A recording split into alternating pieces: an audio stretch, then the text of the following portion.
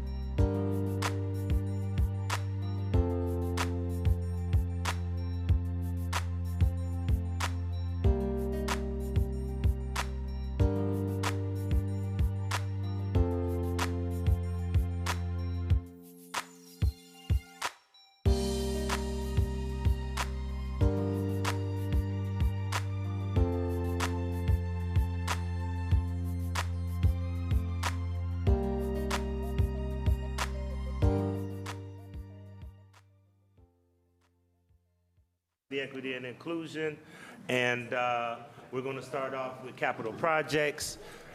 First ordinance is ordinance number 333-2024 by council members Conwell, Bishop, and Hairston by departmental request. An emergency ordinance authorizing the director of capital projects to issue a permit to UC City Center LLC to encroach into the public right-of-way of Chester Avenue by installing, using, and maintaining a parking monument sign.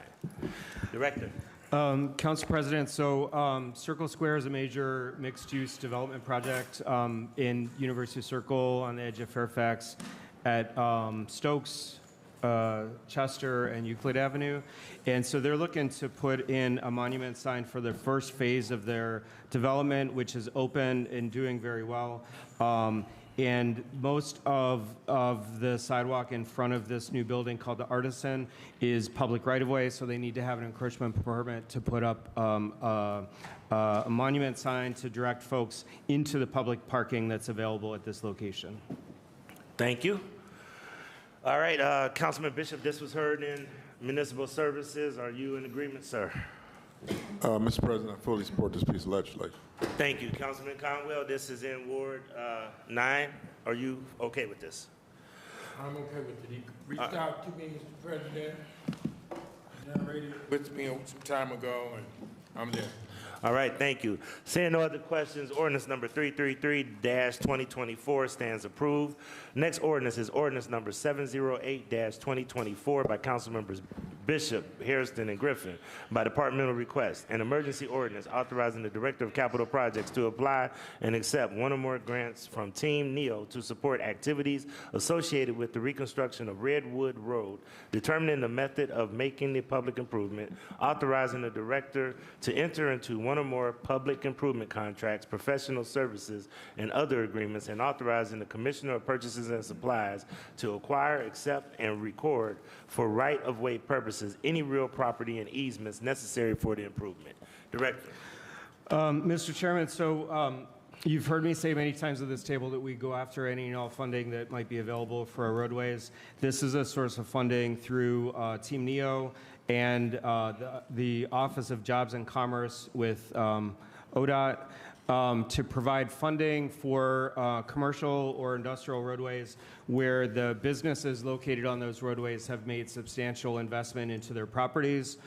This particular roadway was flagged by Councilman Hairston for our attention. Redwood this stretches between Nottingham Road and Cochrane Avenue, and it's about 1,000 linear feet. This will be a complete replacement of the concrete roadway.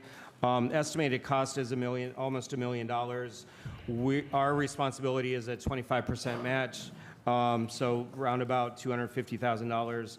And then Team NEO and Ohio Jobs and Commerce would put in about $750,000. So we're looking for council approval on this, and I did want to flag for council members that if you have industrial streets that need repairs and you know that the businesses located on that street has invested into their property, that would allow us to explore the source of funding to repair industrial streets. Okay, first I'll go to Municipal Services. Councilman Bishop, you relieve this? Yes, Mr. President, we fully support this piece. Thank you so much. Or actually, I apologize, this is Committee of the Whole, so you basically added it to the agenda. Councilman Hairston, DPS, and also this is your ward, Councilman of Record. Yes, thank you, Mr. President. Fully support this piece here. The businesses at Line, Redwood has done a tremendous amount of enhancements to their property.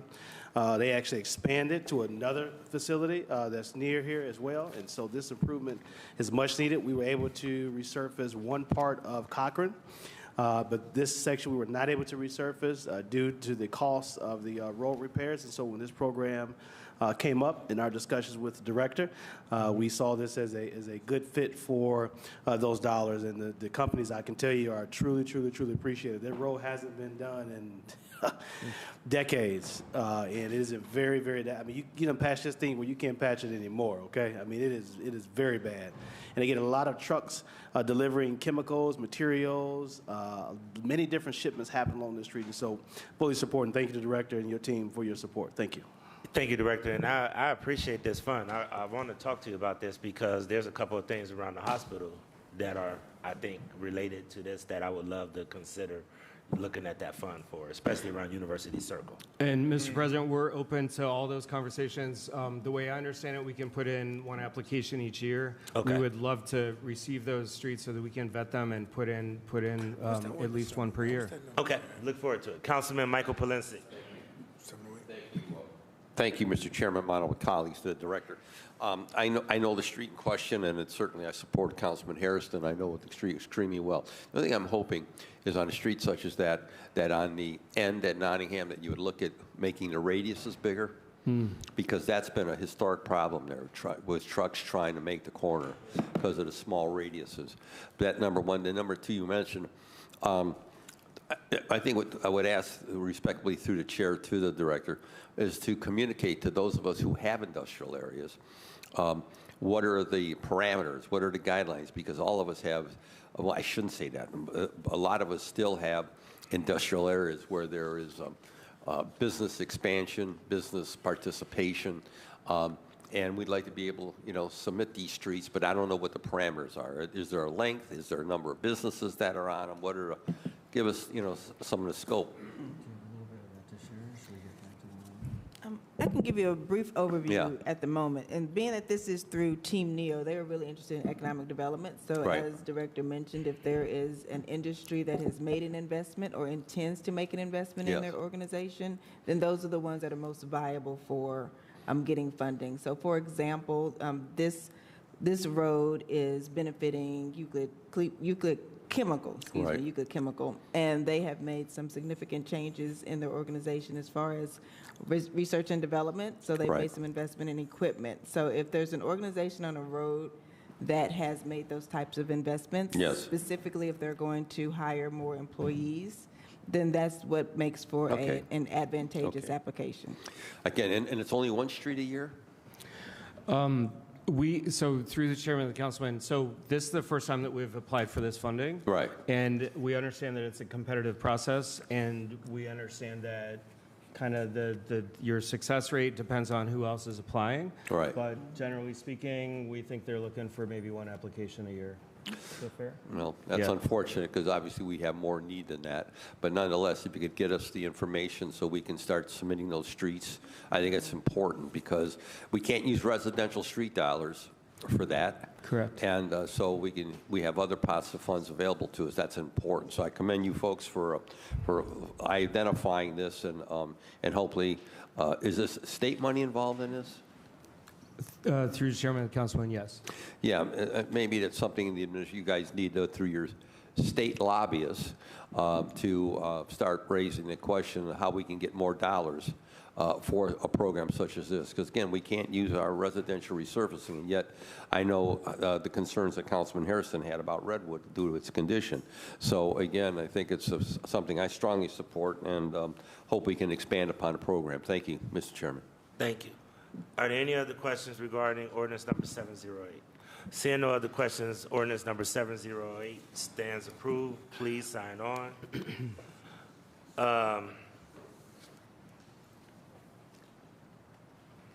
Next ordinance is ordinance number 711-2024 by Council Members Kelly, Bishop, and Harrison by departmental request. An emergency ordinance authorizing the Director of Capital Projects to issue a permit to Kwan Am Temple to encroach into the public right-of-way of Bel Air Road by installing, using, and maintaining a roof overhang. Director. Mr. Chairman, so the Kwan Am Temple is located at the intersection of Bel Air and Brookfield Avenue, and this encroachment that we're speaking of would be on Bel Air Avenue, and it's simply a roofline encroachment and overhang. There's an addition being proposed to the temple, and this architecture is in the traditional Vietnamese style of temples. And so we're seeking approval from council to move forward with this encroachment. Okay, thank you. Councilman Bishop? Yes, Mr. Chairman, we fully support this piece of legislation. Councilman Kelly? Yes, Chair, we fully support it. It's one of the best-looking buildings on Bel Air Avenue, and or Bel Air Avenue. It's a temple, and they're keep it clean. It's just a nice place. We're happy to abide them. All right, and actually, this is not for finance. This is for municipal services and development, planning, and sustainability. Councilman Hairston. Fully supportive, Mr. Chair. All right, thank you. Seeing no other questions, ordinance number 711-2024 stands approved. Next one is ordinance number 712-2024 by council members McCormick, Bishop, and Hairston by departmental request, an emergency ordinance authorizing the Director of Capital Projects to issue a permit to the Rock and Roll Hall of Fame and Museum to encroach into the public right-of-way relocated Erie Side Avenue by installing and using an earth retention system. Director. Mr. Chairman, so this is an encroachment permit to allow the Rock Hall to move forward with their expansion project, which folks can get a nice view of from City Hall windows.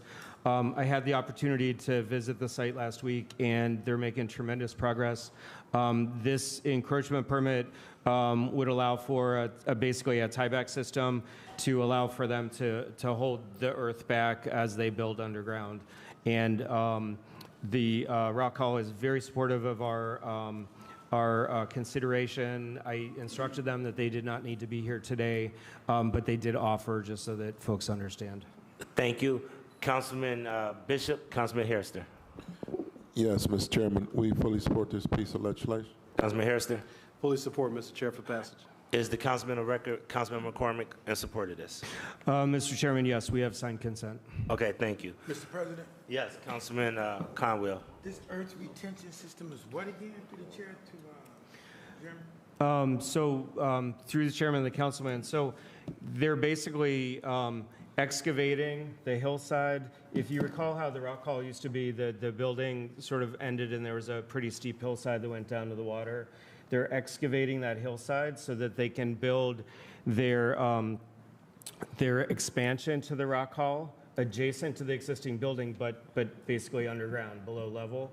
And so they need to have, this earth retention system holds back the property, the roadways that are not on their property, so that they can build underground. Kind of like a tieback system if you're doing bulkheading, how you need to anchor it into the earth. I see it, I'm looking at it.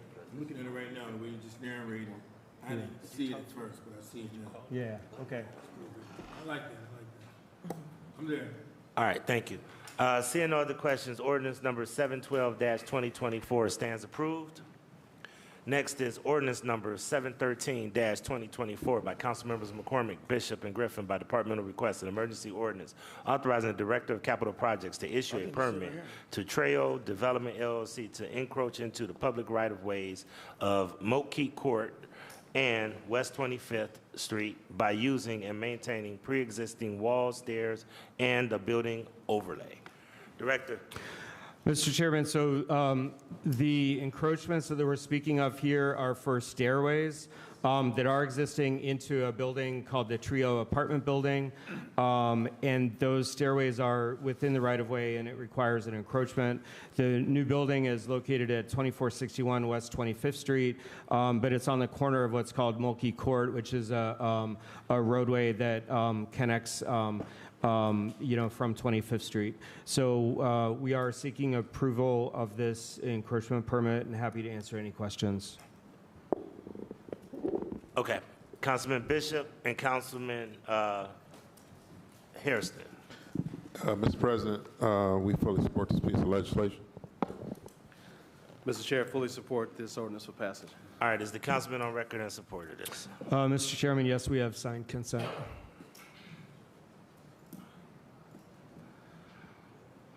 All right. Seeing no other questions, ordinance number 713-2024 stands approved.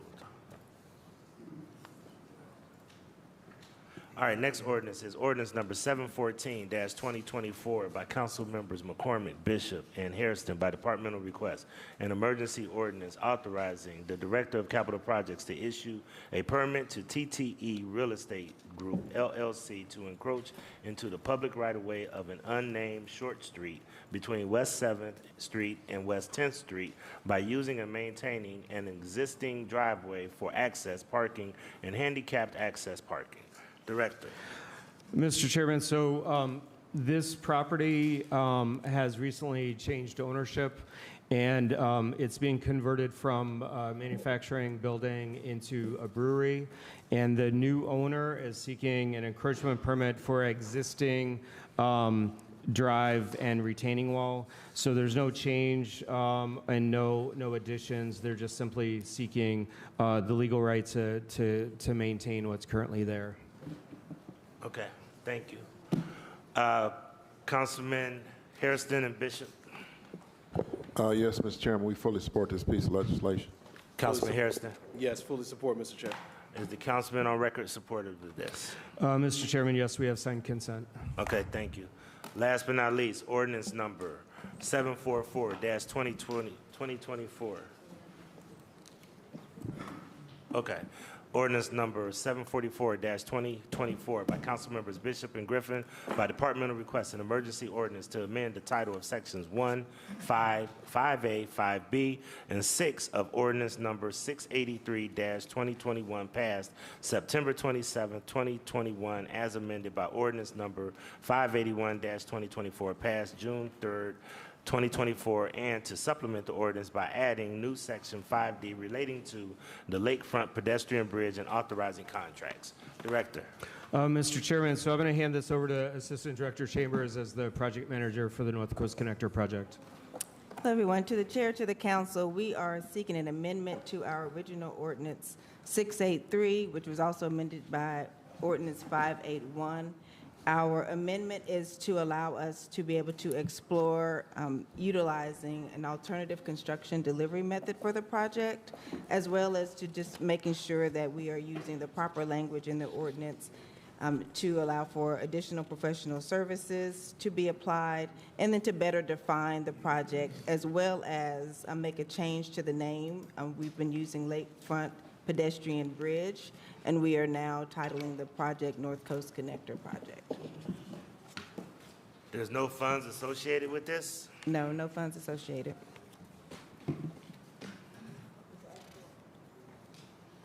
So basically, this is just pretty much changing the name of what we're doing? It's changing the name, clearly defining the work to be done moving forward as far as professional services are allowed, and also including the option to utilize design, build, construction methods to execute the project. There's no dollar amount. That's what I just asked. There's no dollar amount. The other question I have is, so what if we don't raise the money, or what if we don't get the money to do this? Does this legally obligate us in any kind of way? No, and he says, the director is shaking his head, no, this does not legally obligate us. Okay. Council President, I'd say that we're setting the table for the larger project by giving us the tools that we need to move forward, but this doesn't obligate us to move forward. It doesn't obligate any dollars. It's just allowing us all the tools as far as alternative delivery methods for construction that we might need. Well, here's the only thing. I'm always leery about the setup. Let me tell you what I mean. If we move and we say that something like this is that we're supportive of, are we giving tacit approval that we support this bridge, and maybe council deliberates and doesn't want to lock ourselves into that. So I just want to make it clear that we would still have the right to not move forward if we don't see the right funding path, or we think that there are other priorities. This doesn't lock us into supporting a bridge. Yep. I would say yes to that. You Okay. have the authority to make those changes. Okay. I Absolutely. just want to make Yeah. sure that we don't walk ourselves into something that one day we wake up and say, what happened, okay? Yep. Councilman Chris Harsh, and I'm going to turn over the floor to Councilman McCormick. I got 808. You want to go first? Go ahead. Go ahead, Councilman. Okay, so well, my question is, so I'm reading the inserted language here on section 5. I think this is the bulk of it. the Section 5 insertion, right? So this is a question of clarification. So when it says the Director of Capital Projects is authorized to employ or contract, blah, blah, blah, one or more consultants for the purpose, blah, blah, blah, of several departments, for the project to implement various public improvements, which then go into all the pedestrian multimodal streets. This reads to me like it's just giving the city permission to do all this stuff, but there's no money tied to it. So if, through the chair, if we give the city permission to do all this stuff, but no money, what are we giving the city permission to do? What are we giving MOCAP permission to do? At the moment, you're giving us permission to actually execute an RFQ. So we would like to go out and extend the efforts of this project by going for the 30% design. And that work had never been defined in this current ordinance. So we want to be able to do that work. So we wanted to correct the ordinance to be very specific about the work to be done as we move forward. And that hadn't been done before. So through the chair, is it your opinion that the previous legislation was written incorrectly to not define the work that you want done, or is the plan of what you want to accomplish changed so much that we need to right-size the legislation? Right. So two-part. The previous legislation was specific to a certain consultant at that time that we used, and then also was for that specific work that they executed. So we wanted to go beyond that initial scope and to be able to identify different consultants to do the work. Well, but through the chair, I might yield, but I might have to come back to me because it says included but not limited to construction of a non-vehicular bridge. This sounds like we're giving permission to build the bridge, to do whatever you decide you want to do, but there's no funding tied. So maybe I'll just pause here and let Chairman McCormick take over the line of questioning, and we'll come back to me, because it seems like we're giving you permission to do all of this, but no funds to do it, which seems like a conflict. Okay. Feels like a conflict.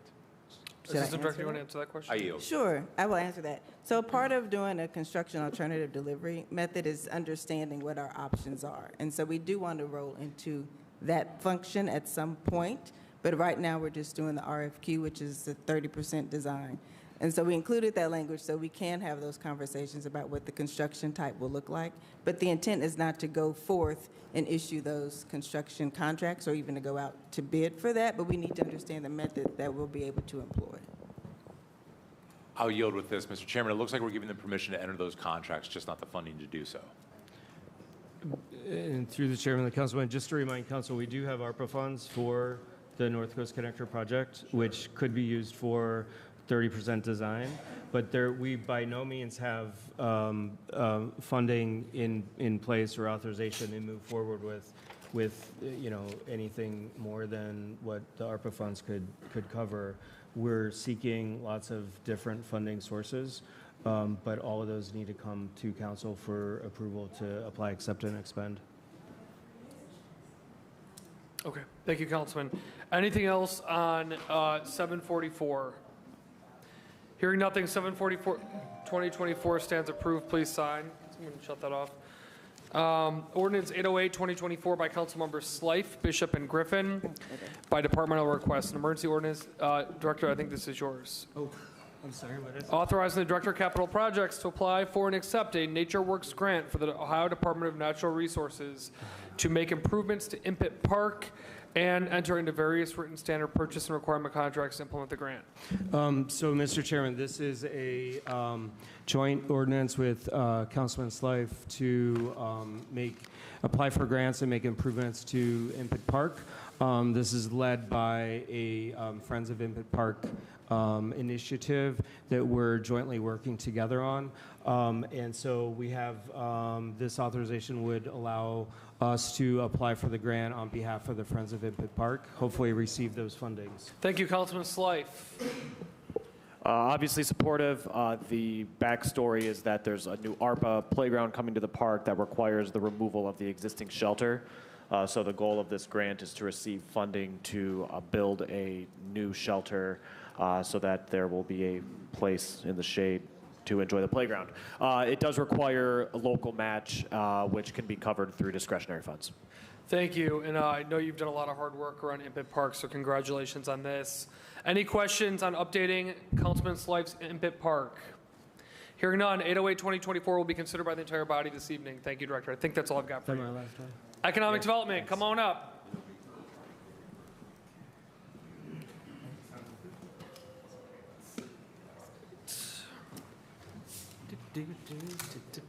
All right. We'll kick off with 745, it looks like. Ordinance 745-2024 is amended by Council Members Hairston and Griffin by departmental request. An emergency ordinance authorizing the Director of Economic Development to enter into one or more agreements with the Cleveland Foundation to establish, manage, and implement an endowment fund for the acquisition, aggregation, and remediation of sites located throughout the city, and to enter into one or more amendments the services agreements number PS 2023-0341 with Cuyahoga County Land Reutilization Corporation and the Sites Readiness for Good Jobs Fund to transfer funds from the services agreement and payment responsibilities to the Sites Fund and any other changes necessary to implement this ordinance. Director. Mr. Chairman, thank you, Councilman McCormack. 1 second, Director. Point of information on that? Yeah, Mr. Chairman, are we, just so for clarity, are we going to have a presentation on this? Yes, sir. It's right behind you. Thank you. Go ahead, Director. Thank you, Councilman McCormack. I am joined here today by Brad Whitehead, Executive Director of the Sites Readiness for Good Jobs Fund, as well as Orlando Grant with the organization. Before I hand it over to them, I do want to take a moment to talk about what I think is the importance of this work here today. And obviously, we are talking about taking the $50 million allocation and sending it to the Cleveland Foundation to create a new fund. You know, I spent 15-ish years working in a 1.67 mile geography of this city. And you get very used to it, right? And about 9 months ago, I transitioned in here, and you start to have a lot of new and different types of conversations. And there was one project that Councilman McCormack and I have been working on for a number of years, which led me to ask a very simple question as I was starting, and that was, how many 10-plus acre sites in the city of Cleveland are actually shovel-ready to be developed? Does anyone know the answer to that question? No. One. Maybe two, right? But like, that is staggering. And so if you look at what is happening on a national basis right now, and places like Cleveland, right, legacy industrial cities that have had decades of disinvestment with jobs fleeing first down south, right to work, and then offshore. And now, for a variety of reasons, we are seeing a massive onshoring into the United States. And that is only an opportunity for us if we have land for those jobs to become available, right? Ohio is kind of having a moment, but we're not yet fully participating in that. And so, with that in mind, this body helped make a historic investment of $50+ million in ARPA to create this legislation for an organization that is going to clean and remediate 1,000 acres of land in our city and make way for 25,000+ new jobs, right? And that is so critically important because you think about the types of sites, right? Councilman Polensik's ward, a 35-acre site, National Acme. That place is a cancer on our neighborhoods, right? It is literally poisoning the built environment and the people around it.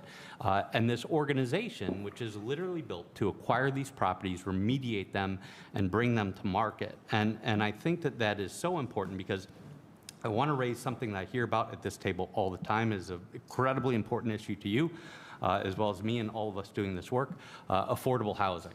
Right? And I say this, and I think these are inextricably linked, and you've heard me say it before, I'll say it many times. We actually don't have an affordable housing problem in the city of Cleveland, right? We have an income problem. This is the second most affordable housing market in the country, which doesn't matter at all if you can't afford the housing. And so, because of that, we tend to treat the symptom. We all, every single day, we come here, right? And we have to try to find ways to solve the math on that problem, to actually make it affordable. And we have to allocate real dollars that are very hard for us to come by, but that is treating the symptoms. What we're talking about today is treating the disease. Right? If we do not find ways to bring in more high-quality jobs to employ the residents of our neighborhoods, we'll never have enough money to do the other things. And so as we look at this, I think what is so important, and I hope we all understand the gravity of what we're talking about here, we are taking this $50 million and would go to the Cleveland Foundation, which would be matched by another $50 million. right? That $100 million investment, and I say this as a recovering nonprofit executive who worked with the foundation, average rate of return on the foundation and their flagship pool fund is 14.5% over a 20-year time period, right? So this fund, on average, over the course of 20 years, like in year one, would make $14.5 million in interest to go into this, right? The exponential growth of this fund, it's hard to comprehend. And I told this to Councilman McCormack the other day. I don't know that any of us will ever have an opportunity to weigh in on something that could be as consequential as this, right? This is getting to the heart of the issues that we deal with in Cleveland. And again, if we are not doing things that provide real jobs to the men and women of this city, we will never be able to address our other problems. And we are putting something in place here that could operate into perpetuity. So with that, I'd like to hand it over to Mr. Whitehead and Mr. Grant for your presentation. Thank you so much. Thank you, Please Tom, proceed. to the chair. It's good to be back. It was about a year ago. It was May of last year when you created the Site Readiness for Good Jobs Fund. And we'll be back, I think, later this fall with our one-year report.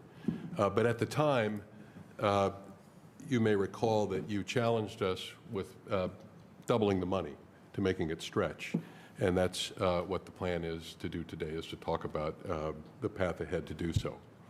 But as a reminder as to who we are, and I think Tom covered a lot of this, is that we were created in order to get the conditions right to get jobs back to the city. And the idea is that we have 4 goals: that to create accessible jobs for City of Cleveland residents, to bring vitality back to the neighborhoods by removing blight, to promote climate resiliency and environmental justice in the neighborhoods, and to build wealth among the residents surrounding those job sites. And the goal that you set for us is that over the next 15 years, by 2040, we would bring 1,000 acres of disinvested land back into productive use. Just by way of reference, there's about 11,000 acres in Cleveland zoned industrial. About 4,000 to 5,000 of that is currently disinvested, so this would get us 20 to 25% of the way there. We work through a board that you and the mayor appoint. So we have a 9-person board with 3 observers. It's a fantastic board that, again, is jointly appointed by the mayor and the council president. You can see for yourself who the board is there. And then we have these institutional members from the Land Bank, the county, and Team Northeast Ohio. We're a tiny staff, so there's Orlando, there's me, and one other gentleman, and we're able to be such a small organization because of our relationship with the Economic Development Department of the city, where we're integrally embedded, as well as the operating agreement that we have with the county land bank, who has all the statutory authorities, technical expertise, and others to be our execution arm. So we've been busy. This is long haul work, but we've been pretty active since we got going. You approved us in May. We formally launched in August. And since that time, we've developed a portfolio of about 11 to 12 sites. 3 of those still have some cleanup to do, but they're ready to be marketed to companies. In fact, we have company visits going on this week. You may have seen and heard about the Wellman Seaver Morgan building, the 200,000 square foot building there at 71st and Central, which we've purchased and are in the process of renovating. We've got 200-plus acre business parks under development in the city, with a third on the planning horizon.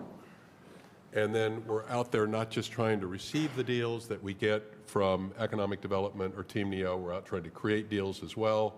So we're working with Councilman Harsh and others about bringing a modular and manufactured home factory to Cleveland. We're working about establishing a food hub in Cleveland. And then I'd note one of the things what we're particularly excited about is tackling what we're calling zombie properties.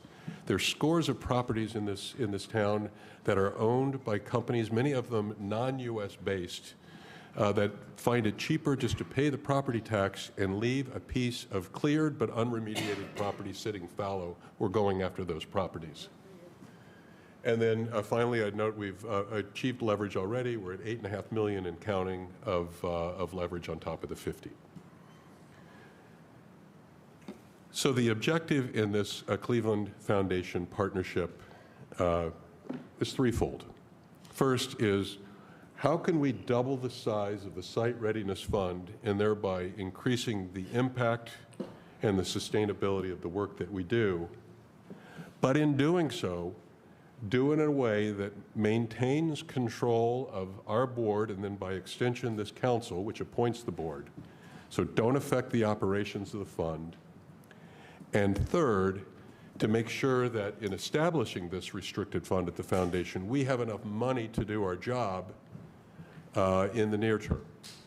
And so that's how we've gotten this structured.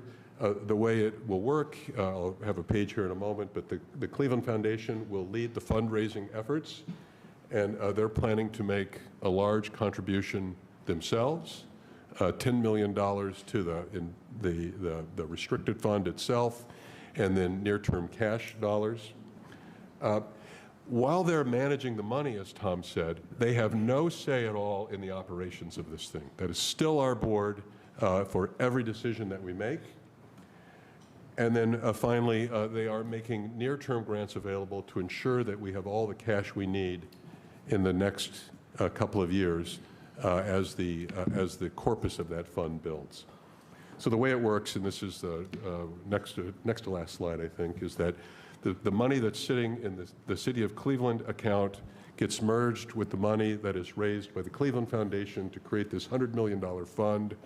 Money flows from that on a payout ratio into the Site Readiness Fund, which then we put to work in individual projects, which we supplement with money we get from other sources of capital, whether that's government or traditional debt financing and the like.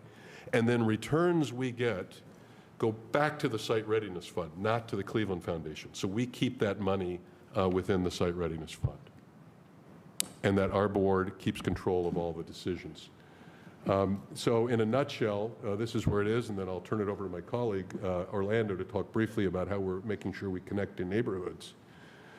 So that on this restricted fund, the Cleveland Foundation kicks in $10 million, and then we'll lead the fundraising for the balance of that. We have meetings already scheduled to begin that process. And then to cover our cash flow needs for the next couple of years, they'll be making a $10 million grant in 2024 and an additional $8 million grant in 2025, with the door open for additional funding after that, should we need additional funding. So with that, in all the work we do, the core reason is it's the residents of the City of Cleveland, and so we have Orlando Grant is one of the three of us in the organization ensuring that we do that. And Orlando, I just wonder if you might speak for a minute about kind of the work you're doing and how this ties to that. Good afternoon, everyone. So just to highlight a couple of things, not to reiterate the point, because I think it's really important that we understand the impact that this can have on our community at large. One of the things that I've noticed even in today's hearing is just how resources are limited, and we need to maximize every dollar to make sure that we're impacting our communities throughout the entire footprint. With this opportunity, we will have the opportunity to not only leverage resources, to be able to really sustain ourselves in making sure that we're having a major impact. In all of my years, and when I first started off as a weed and seed coordinator back in 2005, we were always looking at how do we leverage opportunities to maximize our impact without being able to go back to that same well. So with these opportunities, we're able to do things that's going to help sustain our programming, help sustain the efforts that we're doing outside of the resources already there, but also look at those same resources that we can pull down and be able to help support projects and efforts around those projects. These things are important as we continue to evolve and develop efforts and resources to help support community through community REITs, through community wealth building opportunities, through a variety of different efforts that is going to help the day-to-day operations of not only our organization, but the entities that we're serving, whether it be the businesses, whether it be our workforce development programs, to make Cleveland the one city, the Cleveland that we all want it to be, a city where we can work, learn, live, and play. And that's ultimately what we're trying to do for this in this effort that's going to help support us in making sure that we maximize these dollars. So after that, I guess I will turn it back over to the council chair for questions at this time to make sure if there's anything we can answer for you at this time. Thank you so much. Thank you so much, and thank you for the presentation. I'm going to go straight into the line of questioning, and I think I have Councilman McCormick, Jones, Valencia. Thank you, Mr. Chairman. I just want to speak in support of this ordinance. I think it's a smart piece to really be able to leverage these dollars. I'm excited about the $50 million commitment and to really be able to expand and deploy these dollars. I agree with the director. We see all around us of cities that have, not only within the state, but within Northeast Ohio, that have available buildable land, and they are getting the jobs. And so ensuring that these jobs are located within walking, biking, bus ride, or a short car ride from our residents is critically important. And taking blighted, dilapidated, overgrown, pieces of parcels in our community and turning them into job centers is huge. Not only the numbers, but the psyche of a person that goes through their neighborhood and a blighted piece of property is now something active. It's something that folks in the neighborhood are going to work and earning a living wage. So I think it is so incredibly beneficial. Through the chair to the director. So tell me a little bit more about the commitment from the foundation. Is that how in stone is that? What does that agreement look like? Through the chair to Councilman McCormick, I'm going to defer that to Mr. Whitehead, right? Because he's been directly involved in those conversations. Great. Yeah, so we have the structure of it now, but with approval here is where we'll move into the formal agreement. Yes.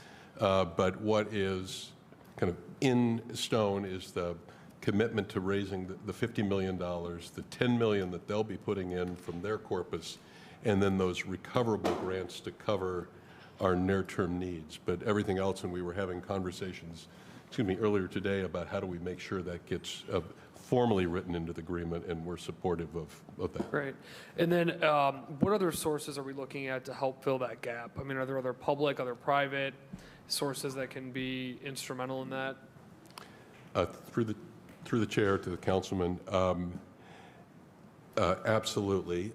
There are important untapped state resources that we're in conversations with the administration about. And those are meetings coming up in the coming weeks. Quite notably, there's some large funds that haven't been fully tapped. And then both local and national philanthropy is a major source that we're developing. Thank you. And then go ahead. Can I expand upon that, Councilman? I also want to add, right, this is a fund that is being created, that it's not limited, right? This can be continued to be added to over the course of time by any entity that wants to invest in it, right? Thank you. And through the chair, I would imagine having $50 million on the city's ledger produces a interest revenue for the city. Go ahead. Excuse me, through the chair. I'm sorry, don't mean to interrupt you, but it is the interest that accrues in that fund in the city accrues to the site readiness funds. So we're putting that to work. Yes. There. So yes. No, I understand that. I'm just saying. So, is there a difference between the interest accrued at the city and what is that rough differential that will be accrued in the new in the Cleveland Foundation? So, through the chair to the councilman. We've earned, I think, about $2.5 to $3 million of interest. Don't quote me on that exactly, but that's ballpark of the interest that we've accrued on the balances in the city since inception. Is that 6%? Is my math right there? Ish, yeah, Okay. because it's a year and a half. Oh, So it's called okay. it 4%. 4%. At a time when, if those monies had been at the Cleveland Foundation, if you look at the market and how it was invested, it probably would have yielded 10 or 11%. Okay, So so you've there's got a a delta of significant increase of interest accrual in the. Yes. Okay. And then I think I heard this earlier, but the city still has full control over the disbursement of those resources. Is that correct, Chairman, to the Director? Through the chair to Councilman McCormack. So the Sites Readiness Board will have that? Correct. Right, That's yes. what, yeah. Yes. Okay, all right, thank you, Chair. All right, thank you. Councilman Joseph Jones. Thank you, Mr. Chairman. Just want to understand some of the math here as relates to creating this endowment fund. That's what this is, right? Yes, sir. Is that what Yes, it is? yeah. Okay. And so we talked about 14.5%. Would that be 14.5% on an annual basis of the 50 million? So through the chair to Councilman Jones, that was for their particular fund, right? That was the average annualized rate of return over a 20-year period, Okay. right? And so given what the market does on a year-to-year basis, that could fluctuate. So what's the thought of it would be on the annual basis? Would it be the 14.5 you quoted, or? Excuse me, to the councilman through the chair. What we modeled this at was at 6.5% on that corpus. And by the way, we also were conservative in how quickly we would get we said we would raise the 50 over 2 to 3 years. And so on that top line, you see kind of what's happening to the balance of that corpus over time. And that's modeled at 6.5%. So that the model, and this would be at the end. Okay, I see it. So this is that last piece, and so this is at a 6.5%.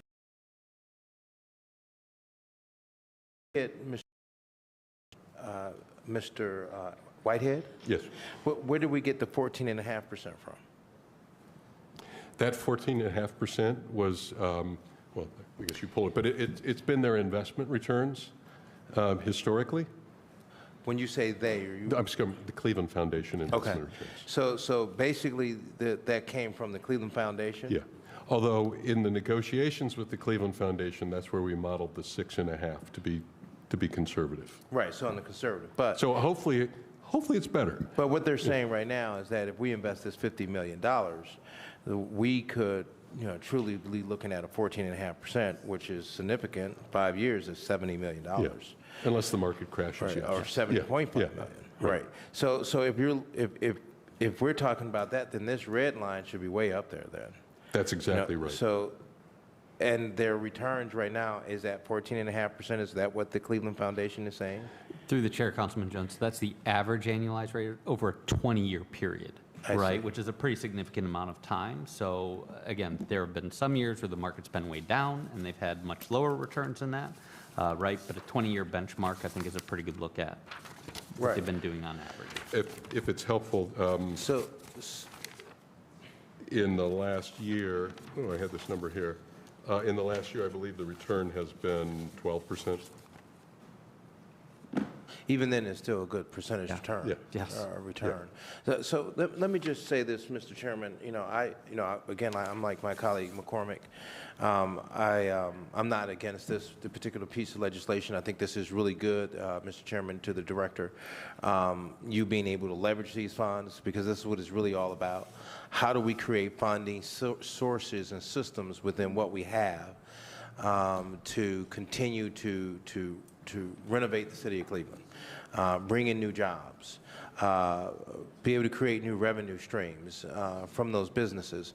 Now, on your graph here, Mr. Chairman, to Mr. Whitehead and to Mr. Grant, you talked about you have some businesses that are already ready to go. Your thing says progress date. You have 11 priority sites comprising 328 acres, 587 parcels, and three sites are ready for use. Where are those 3 sites located? Excuse me, through the chair to the councilman. to be clear, they're ready to be marketed, not ready for use. They still require cleanup. So there is a site at 93rd and Lazy. There's that site at 71st and Central, the 200,000 square foot one that we assured, and then the National Acme site at up in South Glenville and 131st and Coit. Right. So one of the things that, sitting at this end of the table, I'm certainly, we see a lot of money dispersed throughout the city of Cleveland in different locations all the time. So for an example, Ward 1 has some site locations. How do we get on your radar screen? Through the chair. The best thing to do is to do a write-around. I'll just be completely clean. I didn't know a thing about that site at 71st and Central till I did a write-around with Councilman Starr, and I thought I was going to be showing him sites that were interesting, and he stopped the car and he pointed to 71st and Central and said, that's the one to do, and he was right, and then we did it. So I think it's to do a write-around. Okay, great. I would love, Mr. Chairman, to set that up with Mr. Tom McNair and Mr. Whitehead, because we don't have, like, some neighborhoods that are certainly in need that have been abandoned for quite some time on the east side for a long, long time. A lot of that is in my colleague's ward and other wards where certainly we need to repurpose those properties.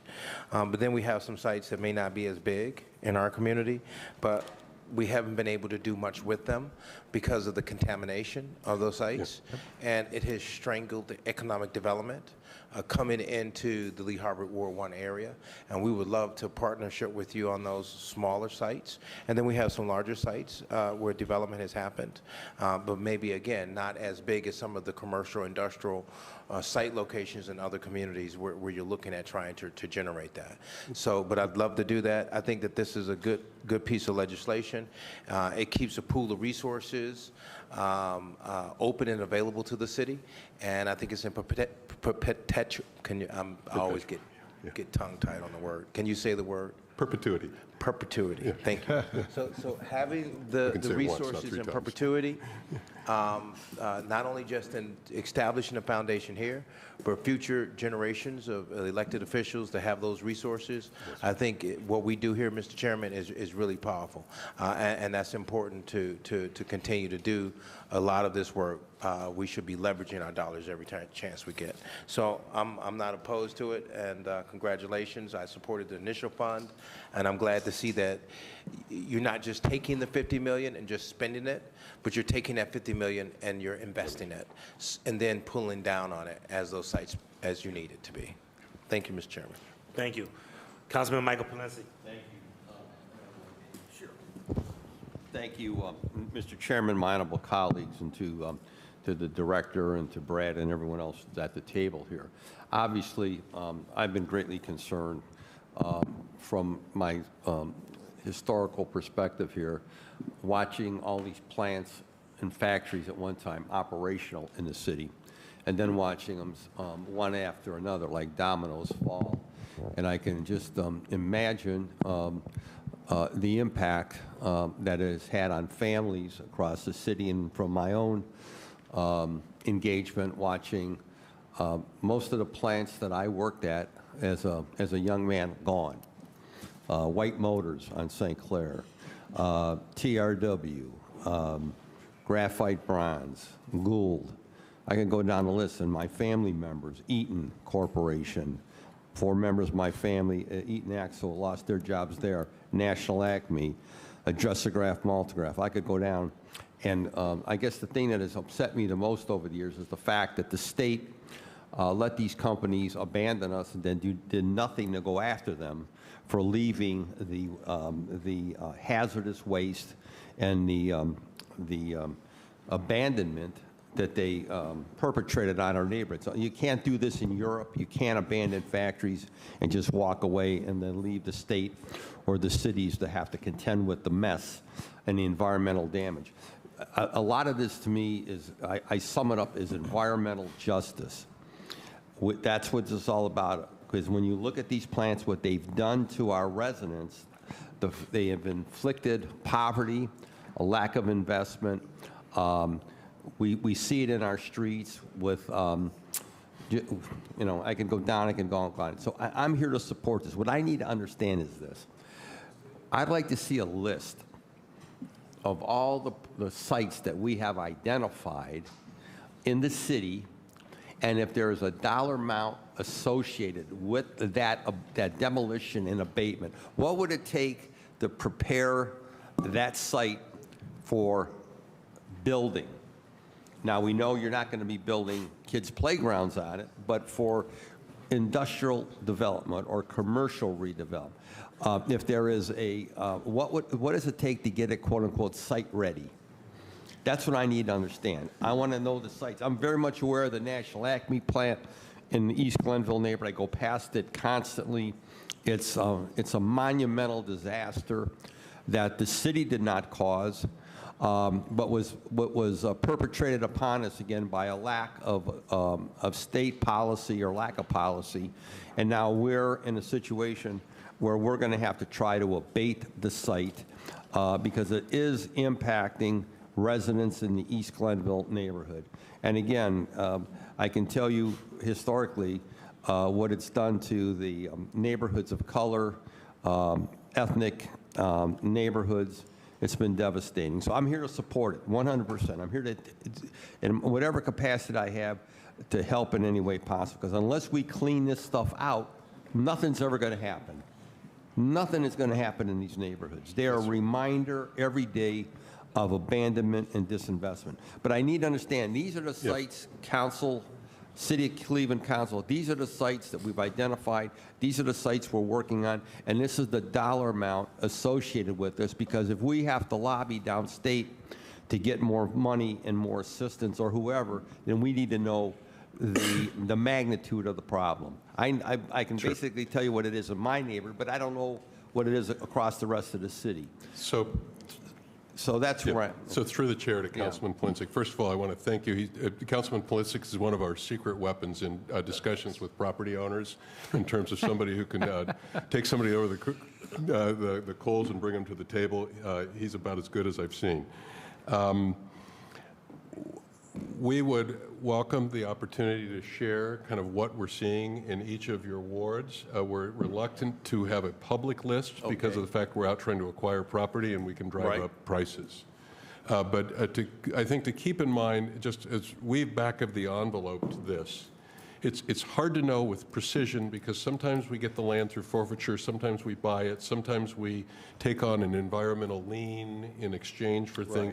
So, but if we make some assumptions about that and the average cleanup, I think our best guess is it's $250 million to get to 1,000 acres.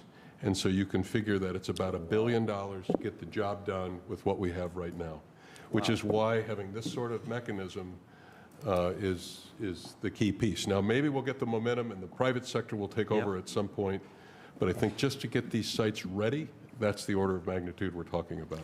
So then we know, and again, I thank you for your comments, Brad, because you know I use the term misery index. I go after people because I'm sick of people abandoning our neighborhoods and disrespecting our neighborhoods. So I don't care who I have to go through, go around, or go over. I'm prepared to do that. But I appreciate you giving us the magnitude. And just to ask this, is the county on board and is the county land bank on board where we need to have them? Through the chair, the county land bank has been a fantastic partner. Okay. The county is very spiritually on board, but there are so many claims on their economic resources that they're doing everything they can, but they haven't been able to write a check yet. So. Well, last time I looked, when I pay my property taxes, it's made out to Cuyahoga County. And they need to be partners with us. Yes. Because it's one thing to take our jail out to the suburbs and the jobs with it. It's another thing for them to be talking and possibly being, well, we know we're hearing different things. We'll wait to see what happens about them possibly aiding and abetting the relocation of a sports team from downtown. We hope that's not the case. Right. But they need to understand that unless we're going to grow, unless we deal with these sites, we're not going to grow the county. We're not going to create a job base and an economic base because what's good for Cleveland is good for the county. And I want to say that again to my county friends. What's good for Cleveland is good for the county. Sometimes some of our folks at the county don't realize that, but that's the big picture. I've come to that realization long over. So I want to thank Director McNair for his engagement because he's experienced it, he has saw it, and I'm glad the expertise he brings to this table. He's bringing some new vitality to economic development. I appreciate that, and Brad and then the rest of the team here for your engagement. Because again, if we don't clean these up, nothing's ever going to happen in these neighborhoods. So again, thank you, and I'm here. I'm on board. Thank you, Mr. Chairman. Thank you, Councilman Chris Harsh. Thank you, Mr. Chair. I just have a couple questions. I think Councilman McCormick was kind of getting into the area that I was interested in, so forgive me if some of these questions are a little bit repetitive, but I do want to just say off the top, I supported this when it came around, I think it was last year, because Cleveland has a large problem in that we have been sort of habitually stuck in the past for most of my life, and it's not by civic willpower. It's that Cleveland was built at the tail end of the Industrial Revolution, which I would remind people was a 19th century economic engine. Cleveland was built out when we decided that, you know, monuments to steel, where we shoveled coal into hot ovens and cranked out more steel, was the future of the economy. And it worked for a couple decades, but obviously that's mostly left town, and so is the manufacturing that went with it. So we have got thousands of acres of unused land that is not providing good jobs. And to Director McNair's very, very prescient point, we have very affordable housing. We don't have high enough incomes. We need people to make money to be able to spend money to be able to invest in this city. And that's sort of like the chicken and egg problem that we've sort of been habitually stuck in for decades now. And I voted for the Site Readiness Fund because I saw this as the most sincere effort, I think, to address this generational problem since I've been in council, and I am still supportive of this. I do have questions, however, about the Cleveland Foundation managing the money. So that's where I want to go to. So. Through the chair to the director, what is the Cleveland Foundation's financial interest in managing this? What do they get out of it? I will defer that question through the chair to Mr. Whitehead. Through the chair to the councilman, they have a strategic plan which calls for them to be building their assets under management. So this allows them to move their strategy forward of more assets under management. Through the chair then, Mr. Whitehead, will the Cleveland Foundation be keeping any percentage of the interest generated from this revenue? What is their management fee? What is their, what share of administrative costs? Thank you, sir. I need to get back to you on that, but it is no more than a normal financial institution. Yes. So through the chair to Councilman McCormick's previous line of questioning, it seems like we could get a higher interest return off putting the money with the Cleveland Foundation at, you said, 10 to 12% interest versus the 4% market rate that we're getting right now. But if the Cleveland Foundation eats half of that for their administrative costs, then it's a wash. That has been reflected in the financial models we built, and that chart you see there is net of fees. This post after fees. That's correct. Yeah. So, but we're talking about we're talking about 150 to $200 million here, and I understand the fees will not get into that territory. They might not even be discernible on a graph like that. That graph might not be specific enough. Maybe a more direct way of asking through the chair to Mr. Whitehead, can the endowment funds be spent on salaries?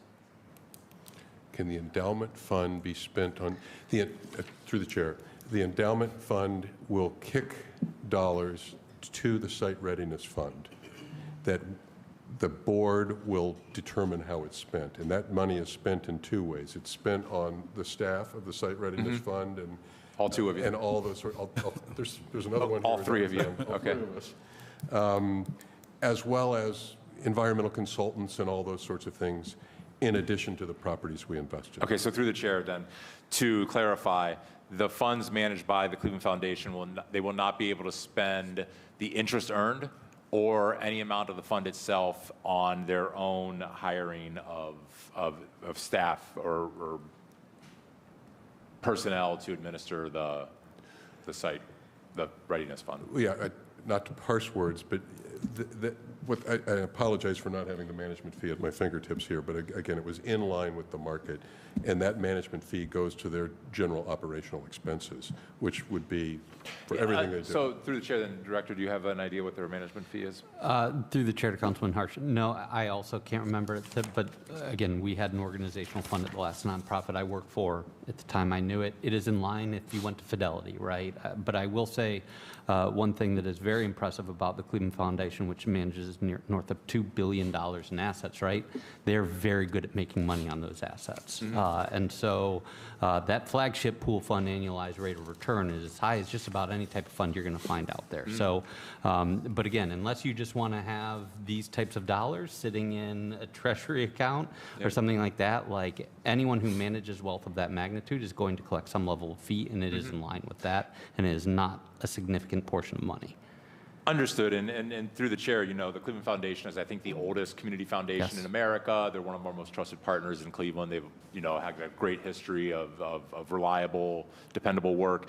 Where my head is going is, are we actually earning more money by putting the money with them, knowing that they're going to have a management fee structure? My follow-up question is, through the chair, why can't the Cleveland Foundation just set up their own endowment to match spending in the Site Readiness Fund? Why do we need to put our funds with them in order for them to do that? So I will, through the chair to Councilman Harsh. So Mr. Whitehead was alluding to this. As I mentioned, the Cleveland Foundation manages about $2 billion in assets, right? It is their goal to make that $3 billion in assets. So this is good business for them in terms of, but it also has a tremendous community benefit, which they are in the business of, right? So this is like the multiple bottom line type scenario. So again, I will only say that not only are they good community partners and invested to the tune of almost $100+ million annually in our city, you know, they are exceedingly good at managing wealth like this. And that is good for us, ultimately. And I think, again, I want to go back to the headline here. The Cleveland Foundation is committed to bringing an additional $50 million to come into this. Sure. That does not exist anywhere else we put this money. Which, okay, Mr. Chair, I guess, you know, they wouldn't be interested in setting up a separate fund to match the Site Readiness Fund if we kept the Site Readiness Fund under the same financial home that we keep it now. That's correct. They wouldn't be interested. Okay. Correct. Sure. Councilman Harsh, would you allow Councilman Caldwell? I will. You know what I can see with you managing this fund?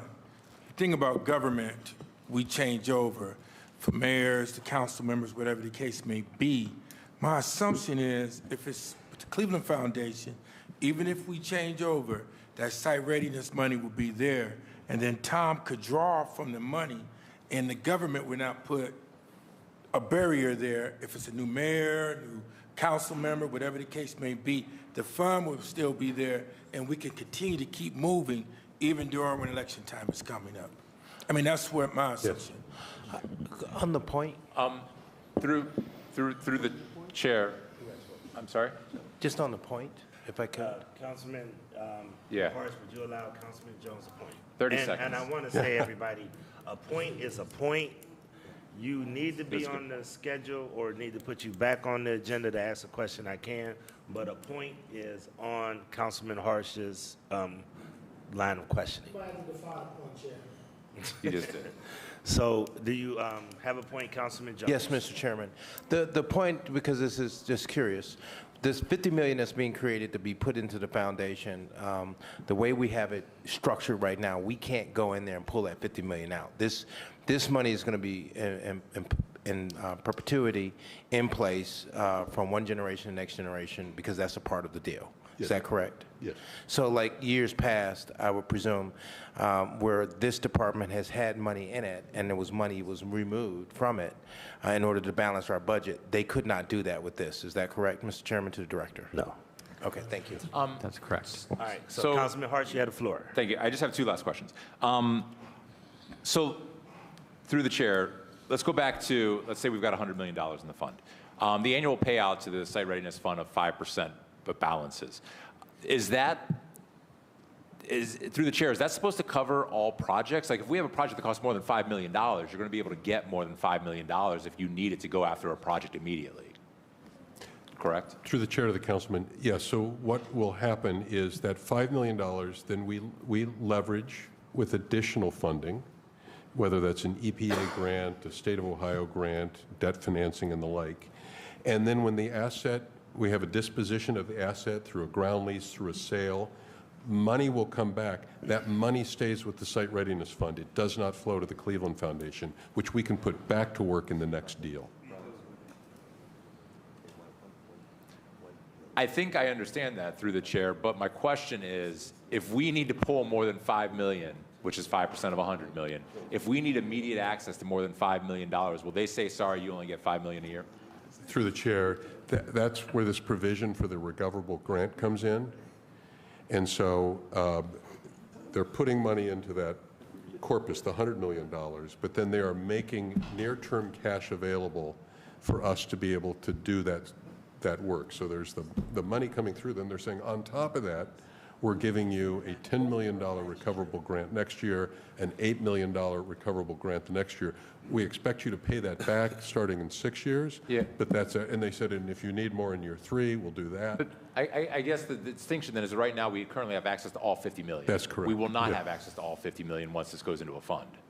Except through this recoverable grant mechanism. Yeah. Through the chair, Mr. Whitehead, do we anticipate needing more than $5 million at any one point in time through this annual pay down? Mr. Whitehead?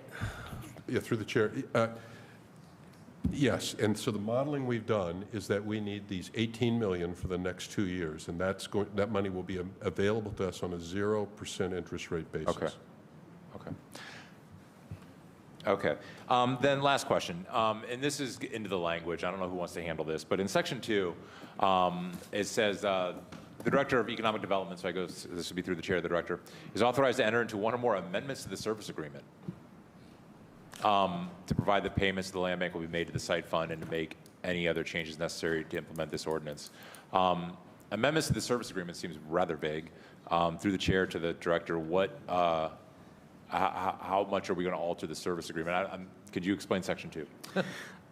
Through Chair Councilman Harsh, this is something that we had been talking about earlier with Mr. Whitehead and a couple members of council, right? And this is the provision that I think to this point had been verbally communicated and agreed to, but not in writing, to the recoverable grant process over not just years 1 and 2, but into the future.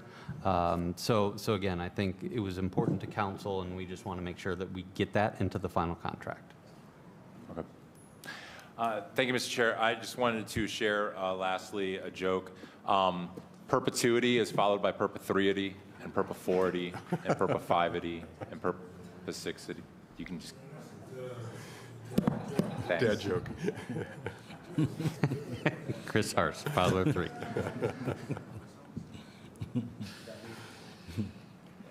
Kill the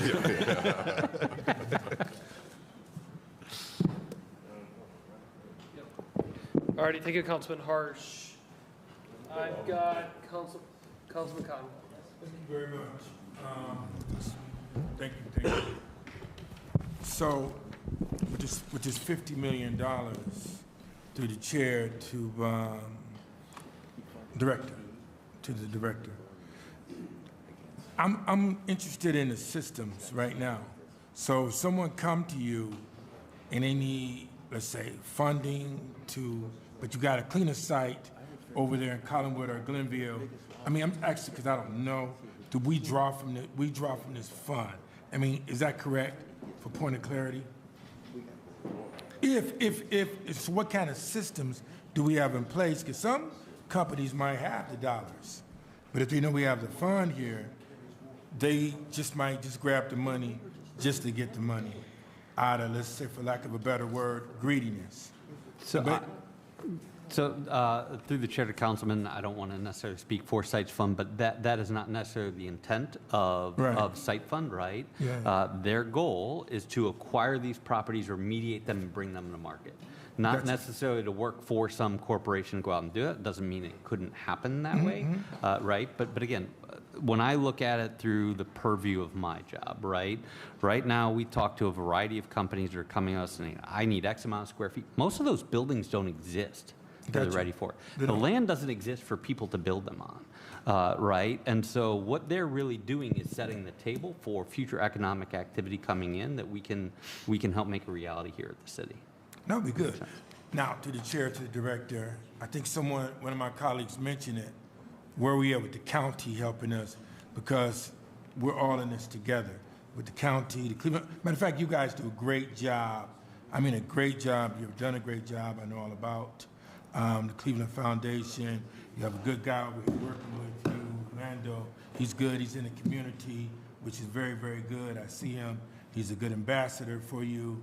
And that's really cool beans. I like that a lot. But back to you, Director Tom. Do you have anybody to? Because you say site readiness, then we look at job readiness. Do we have the recruitment to go to recruit from other cities, to recruit and to be strong about it, to recruit from to make this happen? And there's other weaknesses when you put together your strategic plan.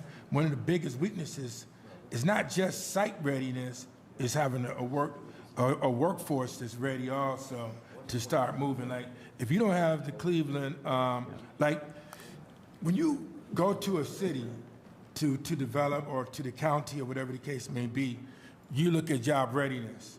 And majority of the cost is not just land. Majority of the cost is dollars to train workers to make sure that they're job ready also. So job readiness and site readiness goes hand in hand. And with other things, looking at safety as well. When our safety is not there, people want their vendors to be safe, they want their employees to be safe, they want their customers to be safe, they want all of that, not just land readiness, it's other systems that go in place when you do your strategic planning. Through the chair to Tom, the director. So to the chair, to the councilman. So that's one of my roles as in my role in this effort, where I'm serving as for a program that we just recently received funding for, is a recompete program to address those specific issues around workforce development and how do we prepare the workforce for the companies that we are trying to attract, but not just preparing that workforce, addressing the challenges associated with that workforce, whether it be childcare, mobility and transportation, the literacy rate, all of these different efforts that are hindering you developing a workforce for these potential jobs that we are trying to bring into the city. We're creating a plan now that's going to serve as a platform or a launching point to address the entire city, helping support those individuals that would like to work, that want to work, but need that additional support and training through our partnerships and our collective efforts that are going around all throughout the city. We are providing that support and addressing those particular issues, especially with the recompete plan that we recently received funding for to help support those efforts. So we're laying the groundwork for potential employees, so that when we start to attract the employers, we will have a strong base of employees that they can pull from as a potential, as a pool of individuals to work there. Through the chair to, let's say, Whitehead, right? Whitehead, Orlando, and the director, Siri, Cleveland Industrial Retention Initiative. You could look at their issues and concerns and see what we're having and correlate it, not just land, but the whole thing you just narrated, Orlando. See their issues and concerns. We look at that, we look at lessons learned, and we're able to recruit better. Through the chair to any one of you guys that want to elaborate on that. Yes, through the chair, Councilman Conwell, we're actually spending an awful lot of time looking at that. And if you look at the way we've been structured, so on August 19th, we will have a deputy director for business growth starting in the department. I've looked at a lot of org charts over this department for a number of years. I think this is the first time we've had somebody working in our office that is specifically focused on business growth, business retention, expansion, and attraction, setting the table for that. We have Jennifer Scheel, a Fuse Executive Fellow who has started with us on business intelligence. We are spending a lot of time looking at what are the high-growing companies in the city of Cleveland, trying to understand who are the people we should be talking to and getting in front of them and figuring out what their needs are before they expand, right? Like, I feel like for a long time, for a variety of reasons, we've had to be very reactive, right? Somebody walks in our door and says, I need X, Y, or Z, or I am moving to suburb X, or even worse, state Y or Z. That's true. Right? That's true. And so we are trying to get in front of it. And to your point, this is all systems level work, right? And so while we will be starting to work on that business retention and expansion space, working with the Team Neos of the world, at the same time, we mentioned the work that Orlando is doing, but also the Cleveland-Cuyahoga County Workforce Development Board, which was just started as a new nonprofit, the work that Michelle Rose is leading. Like, all of these things have to work together. You mentioned Siri, which is an organization that we all support. That goes in line with our new neighborhood investment managers that we have in the department that are now regionally based. So again, I think you are dead on, Councilman. I think that this is systems level work, and all these things need to work together for us to get where we need to be. And I'll say this in yield. With CMSD not being efficient, the schools are not efficient, and even if you receive an A, B, or C, the grades, it's not just grades. It's understanding project management. It's understanding the application of the knowledge. Yes. And so you bring in companies, it costs them a lot of money to come here. You better have that job readiness. Matter of fact, companies will pay for it. Well, childcare is through the roof right now. But if I can control retention and I have a trained workforce and we're working with the schools, I would come to Cleveland. Yes. I would come to Cleveland. But I would not come to Cleveland now because you have too many, we, plural, have too many people that can't read or write. And that's why crime is even out of control. Because when you can read, when you can write, guess what happens? You can reason. And so then you know the outcome measures if you get in trouble or if you go in a certain direction, you're not going to go into that direction. So we got to work with CMSD. We got to have them on board. Even during this, I'm looking at the land readiness, but also the way I think of outcome measures, and I think of the outer scope as well. And that's in the detail, which you just narrated. I always say Orlando, kind of the family, your sister and everybody. But that's where I'm at. I'm for the $50 million. You guys have a great reputation. The Cleveland Foundation, they do a great job. But we got other things we have to work on, Director, and that's all I have to say. Thank you very much. All right, thank you. Seeing no other, Councilwoman Gray and Councilwoman Moore. Thank you, Chair. Thank you, Chair. And thank you, panel that come to bring this to our attention. I really Please like. speak in the mic, Councilwoman. I am. We can't hear you. Okay, I'm sorry. You might have to bring it a little closer because these mics need to be upgraded. All right, thank you. All right. Thank you, appreciate that. I just want to say thank you, Chair, and the committee that brought this to our attention. I like the site readiness program, but I just have a couple questions about the section that says progress to date. You have 11 priority sites comprising 328 acres, 587 parcels. You said 3 sites ready for use. Could you elaborate on those 3 sites? Chair to one of the panel. Sorry, what was, I didn't hear the question. 3 sites. Oh, what? Yeah, the 3 sites. What are the 3 sites? Oh, the 3 sites that are ready to go, or not ready to go, excuse me, ready to be marketed? Yes, ready to use. That is the National Acme site, which we still hope to expand, but it's a National Acme site, which is up at along Coit Road. And the second is a site at 93rd and Lazy. And then the third site is the 7,000 Central Avenue, 71st and Central. It's the big building. It needs work, but if a company said they wanted to go in there, they could go in there right now. But needs a little loving. All right, well, I only had the question. I only asked that question because I noticed my colleague, Councilman Starr, standing there in the area, and I was just surprised, and he said that it's him. I thought it was his twin, which I know he doesn't have a twin. But anyway, that's right. But anyway, I think this is a great program. I just wanted to clarify the 3 sites only, but thank you for this presentation. Councilman Moore, you want to be back on? No, just one quick point. Point. I'm not, well, I would know a point or not. Go ahead, Councilman. I'm not saying that, for me, I'm not saying it's a great program. I'm saying it has potential. I say things are a great program when I can measure it and you hitting your goals and objectives. Amen. That's when I say it's a great program. Okay. And you got to manage it. That's where I'm at. Thank you, Councilman. Councilwoman Moore. Thank you. Councilman Hairston is next. I just want to say I appreciate the robust conversation from my colleagues, and all I'll add is that I'm incredibly excited about this. I think this is one of the most transformational projects that we are going to get to do as a city, and I hope that in a generation we look back and see the impacts of this, and I know we will because of this endowed process.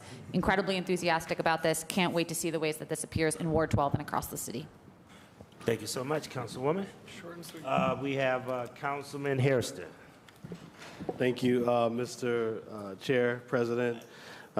My colleagues all asked some great questions, so I won't reiterate any of those same questions, many of which, and particularly Councilman Harsh, that I also share, that I went back and forth with the team here about concerns. Yes, on the board, we did support the resolution that the board passed in order to get us to this point, because overall, I think trying to find ways to further enhance or grow the fund is absolutely the right thing to do. My issues, as I noted with the team here, is the foundations themselves and why there's other foundations we could have went to. Did we explore some of those other issues, right? There's no secret that I have an issue with the foundation's leadership in the way that they have behaved and performed in their other capacities, and particularly the City Planning Commission. So I particularly take issue with the foundation on many levels.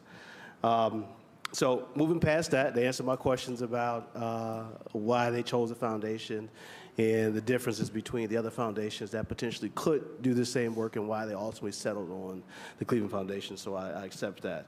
A couple of things. Can you clarify, because I was asked the question, clarify the time frame that's been given to raise the additional $50 million? To the chair. Yeah, through the chair. Yes. I'm not the chair today. To the chair, to Councilman Harris. Yes. To my board member. Yes, sir. Councilman Harris. Yes, sir. And Councilman Slice. So the fundraising planning begins either next week or the week after, where we're putting together and getting down to brass tacks on that. Meetings with the state occur, I think it's the first week of September.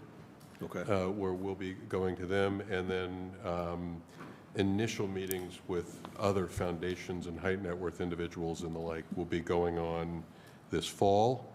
And then that $10 million for the first recoverable grant is to be coming forward at the next board meeting of the Cleveland Foundation.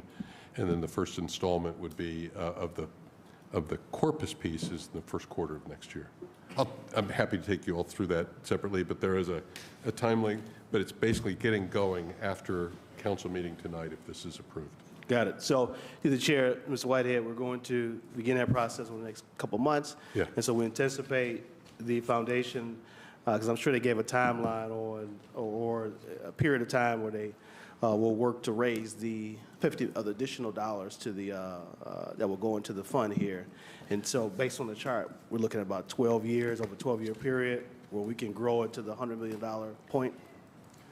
Through the chair, the timetable, again, I've been more conservative. The foundation believes that we can get this raised over the next year. I've modeled it in of getting it raised over the next 2 to 3 years. Okay. All right.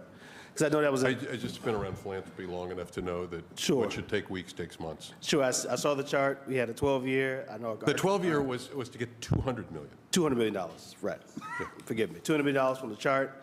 I know our discussions within the board has been 1 to 3 years, Yeah. and then, your thoughts is about 3 years. They believe 1 year. So I'm asking the questions. We're putting it out there so that folks can have a complete understanding in terms of timeline based on there's a difference from what they see on the screen here for folks who are watching versus that's $200 million versus $100 million and so forth. And so I just want to make sure we clarify that point about the money that's being raised over the time period. One of the other concerns that I also shared that I think I'm a little bit better on is us pigeonholing ourselves to a particular dollar amount after year 2. We have 10 million year 1, 8 million year 2. Should we get a large project that's going to require additional funds greater than $5 million in year 3 and so on?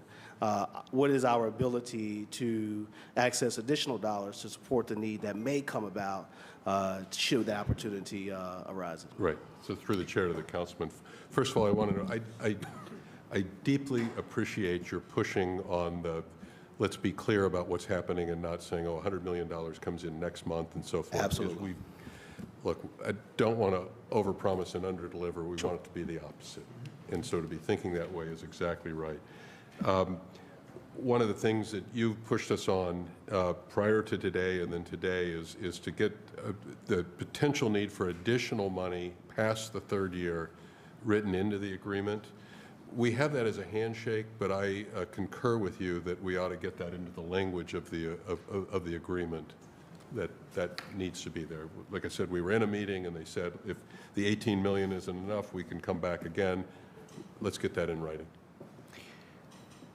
And through the chair to Councilman Harrison, I do also want to point out, again, the advantage of compounding interest here, right? If this were a $100 million fund today and it's a $5 million draw, and again, we are using average annualized rates of return, but like 14.5% means in year 2, that's a $114 million fund that you take 5% out of, right? Like year 3, that could be a $130 million fund. That 5% will go from 5 million to 7 million. Like that rate will always increase. And again, I know that we've talked about it extensively, but do also want to continue to point out, and one of the things I think is so advantageous around this, this is a nonprofit development entity, right, that can leverage those resources. You can take on debt. If there is a true need that goes on there, having a $100+ million fund where you are guaranteed to get 5+% of that on an annual basis, it's going to be relatively easy to get a loan that you can do something in the short term to move it forward, right? And again, I think these are all the advantages of having the nonprofit site fund set up and creating a fund of this magnitude. Sure. Through the chair to the director, thank you. Absolutely. I think there are a tremendous amount of benefits to a fund like this. As you mentioned, that we can go out and borrow additional dollars, right? Now, would I say go borrow? No, because, we have 50 million. Let's use some of our own, right? So, but there are advantages of having this type of fund. So as through the chair, as Mr. Whitehead indicated, I will offer two amendments to the ordinance that will absolutely ensure that what we have discussed in terms of year 1 and year 2 and then the additional years thereafter, that we have that ordinance that directs the Director of Economic Development and the board to ensure in their negotiations, their contracting, that we will in fact, because a handshake is one thing, but when writing is another. And I've learned in this business, if it isn't in writing, it doesn't mean anything, okay? And so we want to make sure that we include in this ordinance, a provision that the site's readiness fund will have access to at least $10 million in year 1, at least $8 million in year 2, and have the options of receiving a recoverable grant in each of the additional years thereafter, should we need additional money beyond our 5% that the foundation has indicated that they will work with us on. I mean, that as you heard from Mr. Whitehead, they support the language. They support, that being added to the ordinance, because I think it gives it teeth to the individuals who are going to be doing the work, negotiated, to make sure that we have what we need, so that we are not holding ourselves back and narrowing our focus as relates to the work that we're doing here on the Sites Fund board, the Sites Fund Readiness Fund. Board fund, exactly. So. Now say it backwards. Absolutely. So, Mr. Chairman, those are just my two thoughts. And I'm happy to make those two amendments if you'd like me to do those now. Yes, if you could, please put them forward. Thank you, Mr. Chair. So, Mr. Chair, I'd like to make two amendments. One is to insert new section that the agreement will provide for the Site's Readiness Fund to have access of at least $10 million in the first year, at least $8 million in the second year, and consideration for additional recoverable grants in the subsequent years to meet potential near-term cash flow requirements in excess of the 5% as negotiated with the foundation. Yes, the first amendment. The second amendment will be the Director of Economic Development shall also ensure that the agreement incorporate provisions for amending or terminating the agreement should the agreement not achieve the anticipated benefits. And what that does is allow the director on the council's behalf and on the board's behalf to withdraw or terminate any agreement should it not yield the benefits that we are anticipating here with the agreement. Actually, it should read that Director of Economic Development and or the Sites Fund Readiness Board both have those abilities. And that just protects us. If we get down the road and it's not going the way we want, we have the ability to change course if we need to. Because I'm sure the board, the TCF will have their abilities to terminate agreement should they feel that it's not also going the way that they want it to go. Mr. Chair. Second that, Mr. Chairman. So I have a motion that's been moved and seconded. Do we have any discussion? Yeah, discussion on it. Okay. First of all, before we move on any discussion, Madam Attorney, do you have the language that was put forth in the amendment? Want to make sure. Mary, you gave it to her? I'll work with Mary right now to make sure she is clear to her. Okay, I want to make sure that she has the correct language. Councilman Conwell, you have a discussion point. Yeah, you narrated that very, very good, Councilmember Harrison. But you say if it's not going in, you know, because I look at timelines. So if it's not going, what are they going to do? Bring us a quarterly report? I mean, Tom, the city is not good with bringing us reports, although we have oversights. So my question, are they going to bring it to your committee semi-annually if they're not hitting their milestones or whatever, and we see that it's not going in that direction, then we can change, we can come back and renegotiate. Absolutely. But are we going to have a timeline for it or what? Yes, through the chair, Mr. Whitehead can elaborate on the timeline that we set forth in our original ordinance in terms of reporting back to the council. Because, you know, I hate to say this, you guys don't, we ask you for stuff, Director, I don't get it back. I mean, I asked you about my project even in Glenville, and I don't know where it's at. I mean, I like to have, for me, and you know me, I like to know, give me quarterly, give me a progress review or something so I know how to measure it. And that's all where I'm at. So through the chair to the councilman, first of all, let's calendar a briefing. And then we were under the timetable, we thought we were to come back in a year after our founding to report back, which would be next month, basically, or later, when you're back in session in the fall. But we'll do it as often as you want, I promise. Okay. And then in terms of this agreement, my sense is that it has to go through the Site Readiness Fund Board, it has to go through the Economic Development, and then we need to be on the regular reporting relationship to the DPS committee. And again, one thing Orlando and I will do is meet with any one of you on any regular basis. We have, with our board, approved a 1- and a 3-year set of milestones. We're happy to take you through those. Okay, all right, that's satisfied with me because I need to see those things because it's open. Yeah. And I don't like things to be open. I like to know when. Yeah. All right. Let's get that to him. Okay, and that's all where I'm at for my discussion. Okay, so do we have any more discussion regarding the two amendments that have been proffered? All right, hearing any more discussion, all in favor say aye. Aye. Any nays? The ayes have it. Great, thank you. Amendment carries. That being said, ordinance number 745-2024, as amended, stands approved. And look forward to traveling the city with you guys to look at some of those sites. Thank you. Yeah. All right. Thank you. Thank you. Okay, we got community development. We can do the Brownfields ordinance. Are we going to do the Brownfields ordinance? Oh, what's that? We have, Come on, have a seat, but then we coming to you. That should be quick. I got you. I know which one you're talking about. yeah, You're talking about manufacturing works and all of that, right? there's manufacturing works and Got you. think I this got is, you. 125. Okay, so these are for introduction and passage. The first one is ordinance number 849-2024 by council members Harrison and Griffin by departmental request, an emergency ordinance to amend section 2 of ordinance number 161-2024 passed June 3rd, 2024 relating to a grant agreement with manufacturing works or its designee to provide economic development assistance for the Cleveland Industrial Retention Initiative program during 2024. Director?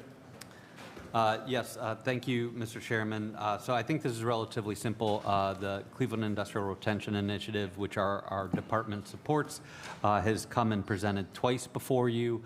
It was passed, I believe, in August or in the July session, but we neglected to have one of the site numbers listed in the legislation. So that has been amended to now read that the cost of the grant agreement shall not exceed $500,000 and shall be paid from fund numbers SF 501 and 17 SF 652. Okay. Do we have any questions regarding this 849-2024? Seeing no questions, ordinance number 849-2024 stands approved. This is pretty much just cleanup language. Ordinance number 851-2024 by council members Bishop, Harrison, and Griffin by departmental request. An emergency ordinance authorizing the Director of Economic Development to apply for and accept a grant from the United States Environmental Protection Agency for a Brownfield community-wide assessment and authorizing the Director to employ one or more professional consultants to inventory, evaluate, and plan the redevelopment of priority brownfields along the East 93rd Street corridor target area. Director. So thank you, Mr. Chairman. Again, I think this is exceptionally good news. We're talking about accepting a $500,000 U.S. EPA brownfield grant that will allow us to assess properties along the 93rd Street corridor from Woodline and Buckeye all the way down south to Broadway.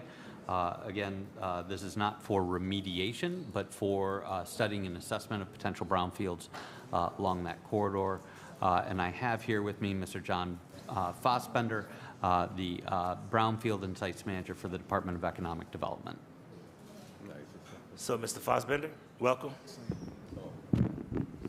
Thank you, Mr. Chairman. This grant, I think, will give us a really wonderful opportunity to examine a number of properties along a particularly hard-hit area of the city, which is East 93rd on the east side. We believe that in our estimation, there are probably over 120 vacant industrial properties in the area that could probably be qualified as brownfields. And so we are hoping to be able to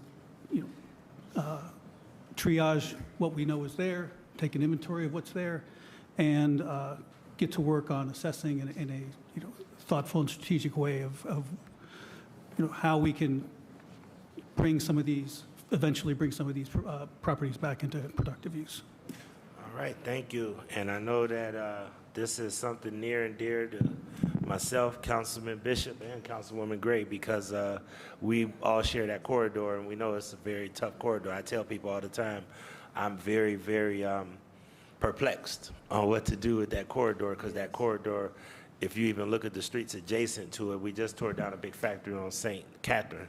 And that area is just littered and with all kinds of those zombie properties that Mr. Whitehead just talked about. So I think this is very good.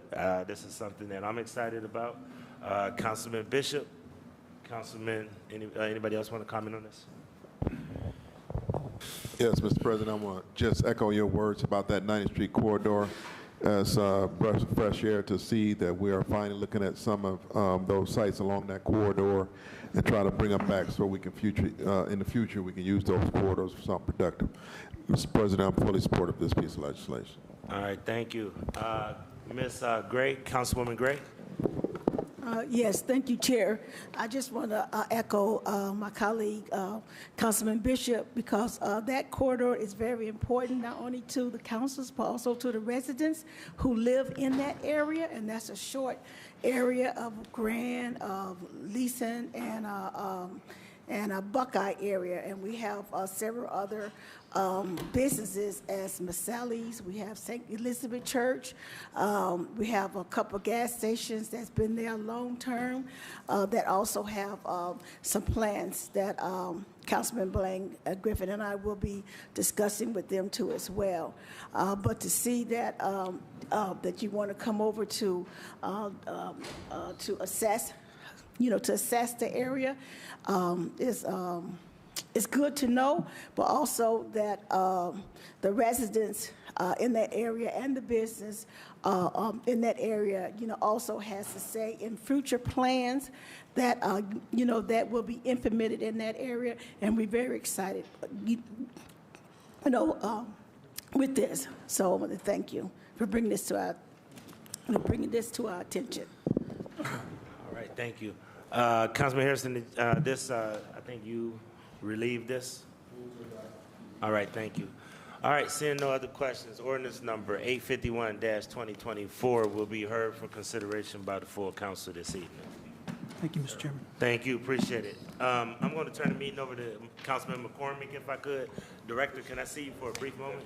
Alrighty, Commissioner, we've got ordinance 743-2024 by council members House, Jones, Harrison, and Griffin by departmental request. Emergency ordinance authorizing to amend section 1 of ordinance number 406-2024 passed May 6, 2024 relating to the sale of certain city-owned properties no longer needed for the city's public use located at 1848 East 101 and 9910 Woodward Avenue to Gordon Crossing Land Company, LLC, for the purposes of future development. Commissioner. Thank you, Mr. Chairman. The purpose of this amendment is to correct the legal description for one of the parcels that were approved for sale to the Gordon Crossing Low-Income Housing Tax Credit Project. So parcel number 119-12084, when the department went and took it to the county for recording of the deed, the county discovered an old legal description dating back to 1899. The parcel since 1917 has transferred multiple times with an incorrect legal description. Okay. It stopped with us. So the purpose of this is just to correct that legal description. So we are cleaning up a clerical issue on a previous ordinance. Exactly. Thank you, 1 foot sir. by 25 feet. Councilwoman House Jones, any comments or questions? Is she? Yes, she is. Cleaning up a clerical error.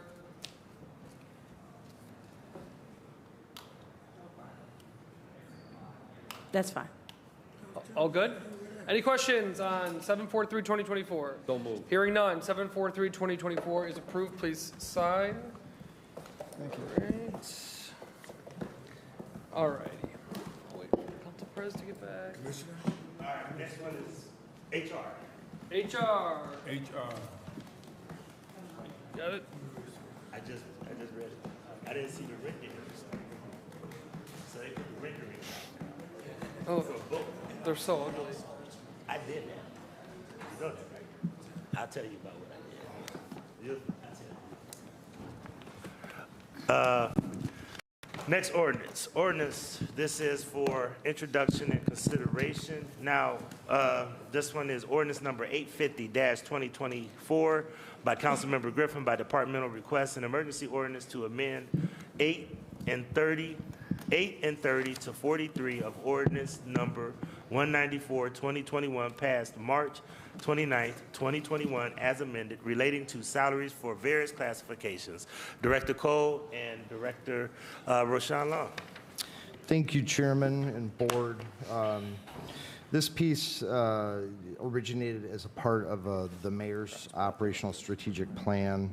The Civil Service Department is conducting a comprehensive job classification review and study. As part of the first step of the process, it was to review all the classifications currently contained in the duty statement, the comprehensive civil service duty statement. Changes that are coming out of that project include classification changes, job descriptions, minimum requirements, and other related information as part of the duty statement.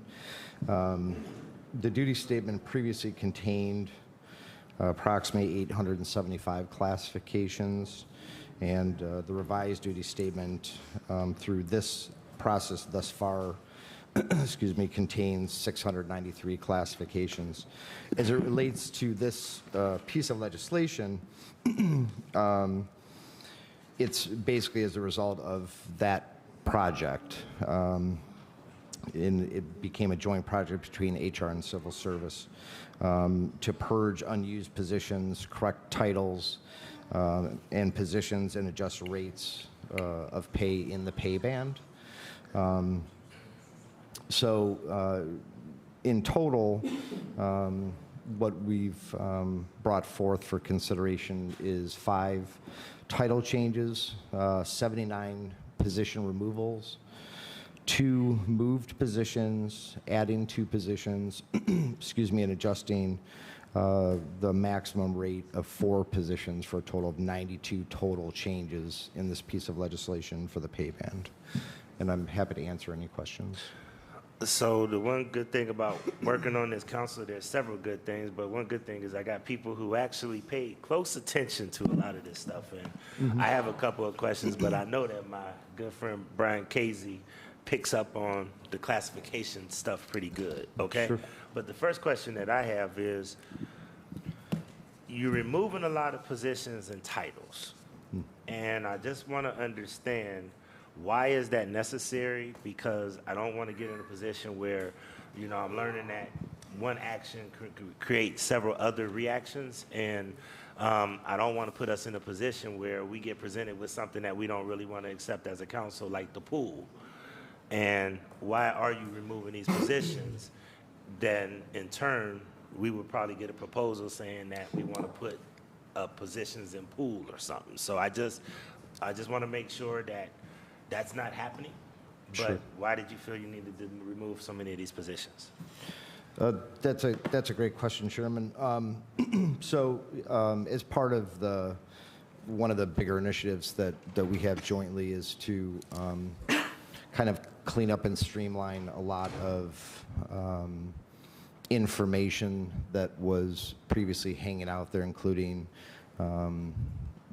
classifications within the duty statement. The initial review of the duty statement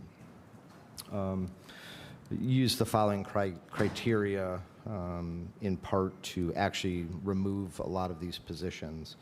One of them was that there was no activity in any of those positions for 5 years, 5 or more years.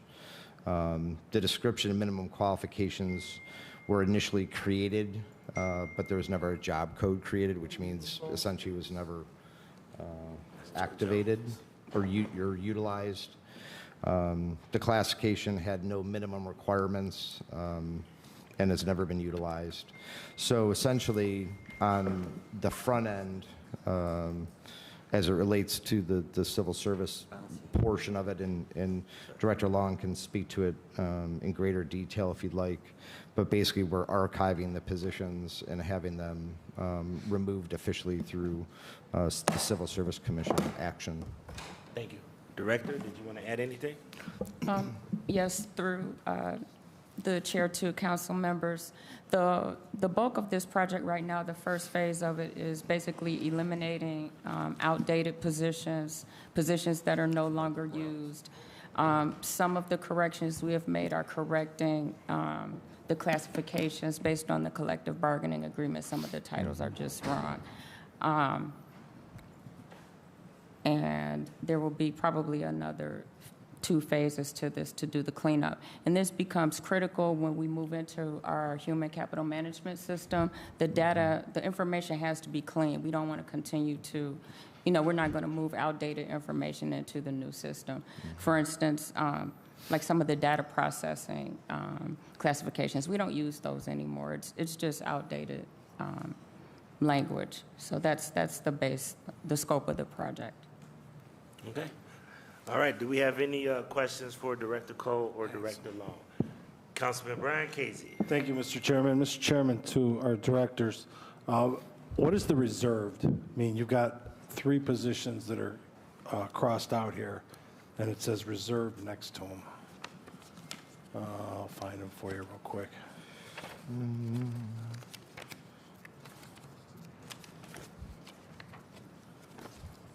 Through the chair to Councilman Casey, what position are you referencing? Looking. Okay.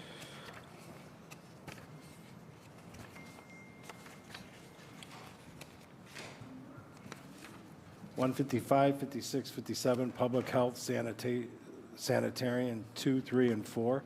You've got it all scratched out, but then you have reserved underlined next to it.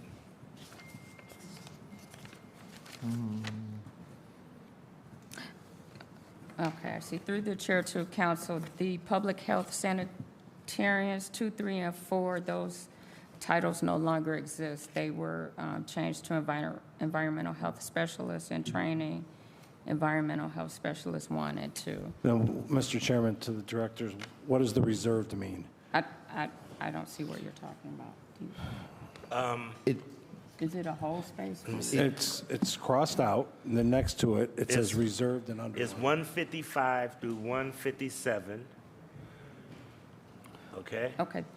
And that's what it is, 155 through 157. It's public health, sanitarian, number 2, reserved. Through the chair to council, I can only assume it's to reserve the space for those positions. Their title changes. Well, They're not Mr. reserved. Chairman, to the director, with all due respect, you can't come to the table wanting us to pass a piece of legislation and assume something is in it. You have to know what's in it. So is that the answer? Are those numbers being reserved for other titles? Through the council to the chair, what we submitted was a title change. I did not submit anything that says reserve, so I cannot answer that question. Well, They are title changes. Mr. Chairman, to one of the directors, then who came up with this piece of legislation then? Through the chair to Councilman Casey, the piece of legislation was for me. What we submitted, I think, is a little bit different than what the actual pay band legislation is that you received. When there's a reserved spot put in, from my experience, has been when there has been a position removed from one of the sections of the pay band, and it is, as you said, to actually just reserve that number for future use. All right, so Mr. Chairman, to the director, is that the answer? We're just reserving numbers 155, 56, 57 for something in the future? That's correct. Okay, and then currently, we have no employees in 155 through 57, correct? Through the chair to council, yes, there are employees in that position. Those are the actual positions. The public sanitarians, that's an old title. The environmental health specialists are in the collective bargaining agreement. Those are the new titles replacing the public health sanitarians. And then if you keep going down, like under section 30, number 3, it's assistant buyer is being eliminated, correct? And we do not currently have then an assistant buyer. What I want to make sure is that nobody with this legislation, Mr. Chairman, to the directors, are losing their employment. Through the chair to council, that is correct. There are no assistant buyers. Did they make it official? Okay, and then And these are actually, number 3 and 6 are actually duplicate positions. They're the exact same position. They're duplicated, but there are no employees currently holding that title. Correct. Okay. And then same with like under section 1, cable protection specialist, chief telephone operator. Through the chair, that is Mr. Chairman, to the directors, the city does not have a chief sidewalk inspector? Through the chair to councilman, no, not at this time. Well, obviously, Mr. Chairman, to the director, then we're not hiring one because we're unclassifying that title, correct? So, Mr. Chairman, to the directors, can you tell us who's out there inspecting sidewalks if we don't have a chief sidewalk inspector? Through the chair to Councilman Casey, the titles that indicate chief are antiquated titles. There are sidewalk inspectors. They're just not called chief inspectors. The chief classifications are reserved for mayor's level. All right, then try to explain to us, Mr. Chairman, to the directors, if we're eliminating chief sidewalk inspector, correct? We're not losing an inspector of sidewalks, correct? Through the chair to council, that is correct. We just don't have a chief because they may fall under the commissioner or somebody else. Through the chair to council, I just want Councilman to Casey, understand. correct. All right, Mr. Chairman, to the directors, your departments are, and I'm going to try to be extremely nice here, in my opinion, very insufficiently run, okay? Especially civil service. I know personally over the last 7 months, we've been trying to get people hired for very non-skilled positions. And the holdup, from what we're being told, is in civil service. And we hear this all the time when it comes to civil service. That a lot of the reasons that we can't hire people is because they apply, they start the process, but it gets held up in civil service or human resources or wherever it is. And then by the time we get back to individuals, it's been so many months that they've moved on. Mr. Chairman, to the directors, will this piece of legislation help streamline any of that process or the length that it takes to onboard somebody who wants employment with the city of Cleveland? Through the chair to Councilman Casey, this doesn't have anything to do with the hiring process, but if you can share what positions you are referencing, or tell me what we can have that what conversation yes, offline. I would be happy to Offline. You or any other council person that would like to discuss hiring. Okay, but this has nothing to do with the actual hiring process. We're just going through and cleaning up some of the old titles that are not being used anymore. And then, Mr. Chairman, to the directors, is this everybody citywide? Is this done citywide, or are these only certain departments? Through the chair to Councilman Casey, this is a citywide. So this is it. So now, Mr. Chairman, to our directors, all the classifications are all up to date. Everybody who we have a dollar amount for has a position and a title now. There's nothing extra out there as far as titles that we're not using anymore. Through the chair to Councilman Casey, we will have to do probably, I would say, at least 2 more phases to make sure we have everything. But this is just the initial start. There will be more corrections as we go through. So there are more. And then, Mr. Chairman, to our directors, do you know how many total city employees there are? Through the chair to Councilman Casey, there are about 7,400, I would say, off the top of my head. And then, Mr. Chairman, to our directors, do you know how many we've budgeted for? Through the chair to Councilman, I cannot answer that question. Okay. That's a finance question. All right, thank you very much. Thanks, Mr. Chairman. Thank you. Do we have any more questions regarding ordinance number 850-2024? Seeing no other questions, ordinance number 850-2024 will be heard for consideration by the full council this evening. I believe we have one more with city planning, and then we'll go to the last piece of the day. Is city planning here? Nope. City planning, do they want this? You can take it. Come on. You want to take it? Oh, that is right. This is easy. This is our piece. Okay.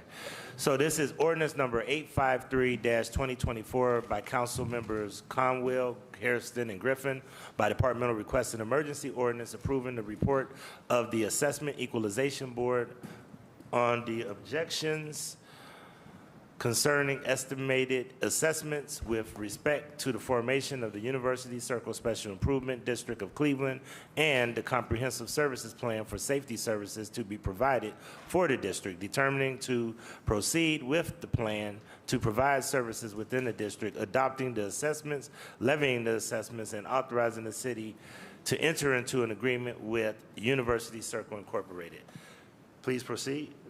Yes, so the board met, 4 members of the board met at the time established, and they heard all of the objections that were there in person, and then they considered the other ones that they had received written requests for, and then they considered them all and decided that the assessments were accurate as they were. Okay, that's great. Councilman Conwell stepped out.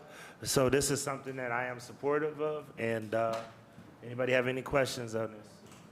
Seeing no questions, 853-2024 stands approved. Thank you so much. All right, last piece of the day.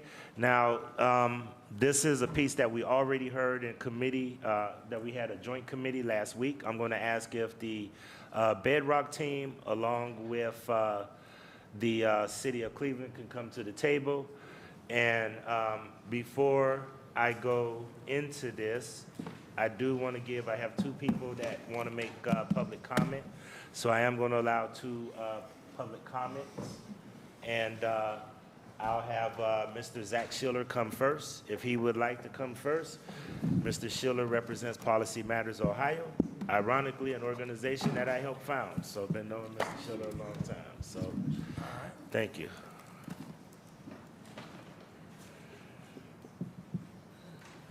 I was one of the founders, right? Yeah. Okay. All right, thank you. All right, go ahead, Mr. Schiller. Thank you. You had the floor. Usually we typically allow about 3 minutes. Because it's you and Ms. Sims, if you need a couple more, I'll be very respectful of your time, sir. Okay. Well, thank you very much. And please give him a microphone if we could. Oh, good, thank you. Thank you very much to speak today, which I know is not often allowed, so I appreciate that. I wasn't able to attend last week's hearing, or I would have tried to testify then. We certainly applaud the proposed community benefits agreement that includes upfront money for the neighborhoods, and importantly, that if Bedrock does not make good on key commitments under the CBA, that the city can withhold reimbursements for public improvements or, if necessary, deduct from shore-to-shore TIF proceeds. These are positive measures that promise to provide benefits to Clevelanders and add an element of accountability to the new TIF. And so I really think you've done a great job by including those things and some others in the agreement. Thank you, Mr. Schiller. And put the microphone up to you closer. I want to make sure the audience can hear. Okay. As good as those provisions are, the CBA needs to be kept in perspective. The $5 million to be made available soon for the Neighborhood Investment Fund, and even the $25 million overall in such funds over time, are less than the $26.2 million a year that Cavaliers center Jarrett Allen will get in his new contract announced last week. While I'm a Cavs fan, like I'm sure most of you are, this underlines that city residents are getting only a small amount in relation to the $3.4 billion project. And I did write this all out, so I'm hoping that you either have gotten or will soon receive copies, so I won't go through this entire document. You can read it. But I think that there are just a number of questions that, to my knowledge, haven't really been sufficiently answered, or certainly haven't been answered for the general public in relation to this. Nowhere have I seen, at least except in news reports, the full scope of the amount of TIF payments that are going to be paid through this. I've seen reports in Cleveland.com that it amounts to over $1 billion, but I haven't seen that anywhere in all the documents that have been provided. Maybe I'm not looking carefully enough. And I really feel that ought to be made a lot more clear. Unlike the typical TIF, all of the payments here are not dependent on the project itself. A significant portion is coming from the shore-to-shore TIF, which is not dependent on the Gilbert project. And so to act as if none of this money would exist without this project, which I think the city has more or less said here, I don't believe is accurate. There are funds that will be available, much of it not to the city, but to the county, to Tri-C, to the public library, to all the others that levy property tax that are being diverted and which will exist otherwise. And I don't think so I don't think the city has been completely straightforward in discussing that.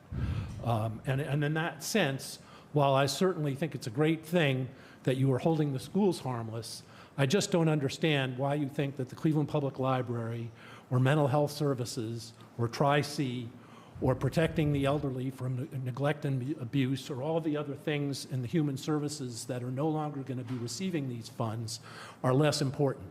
And I realize that technically speaking, this was dealt with when you approved the shore-to-core-to-shore TIF earlier. It remains an important element.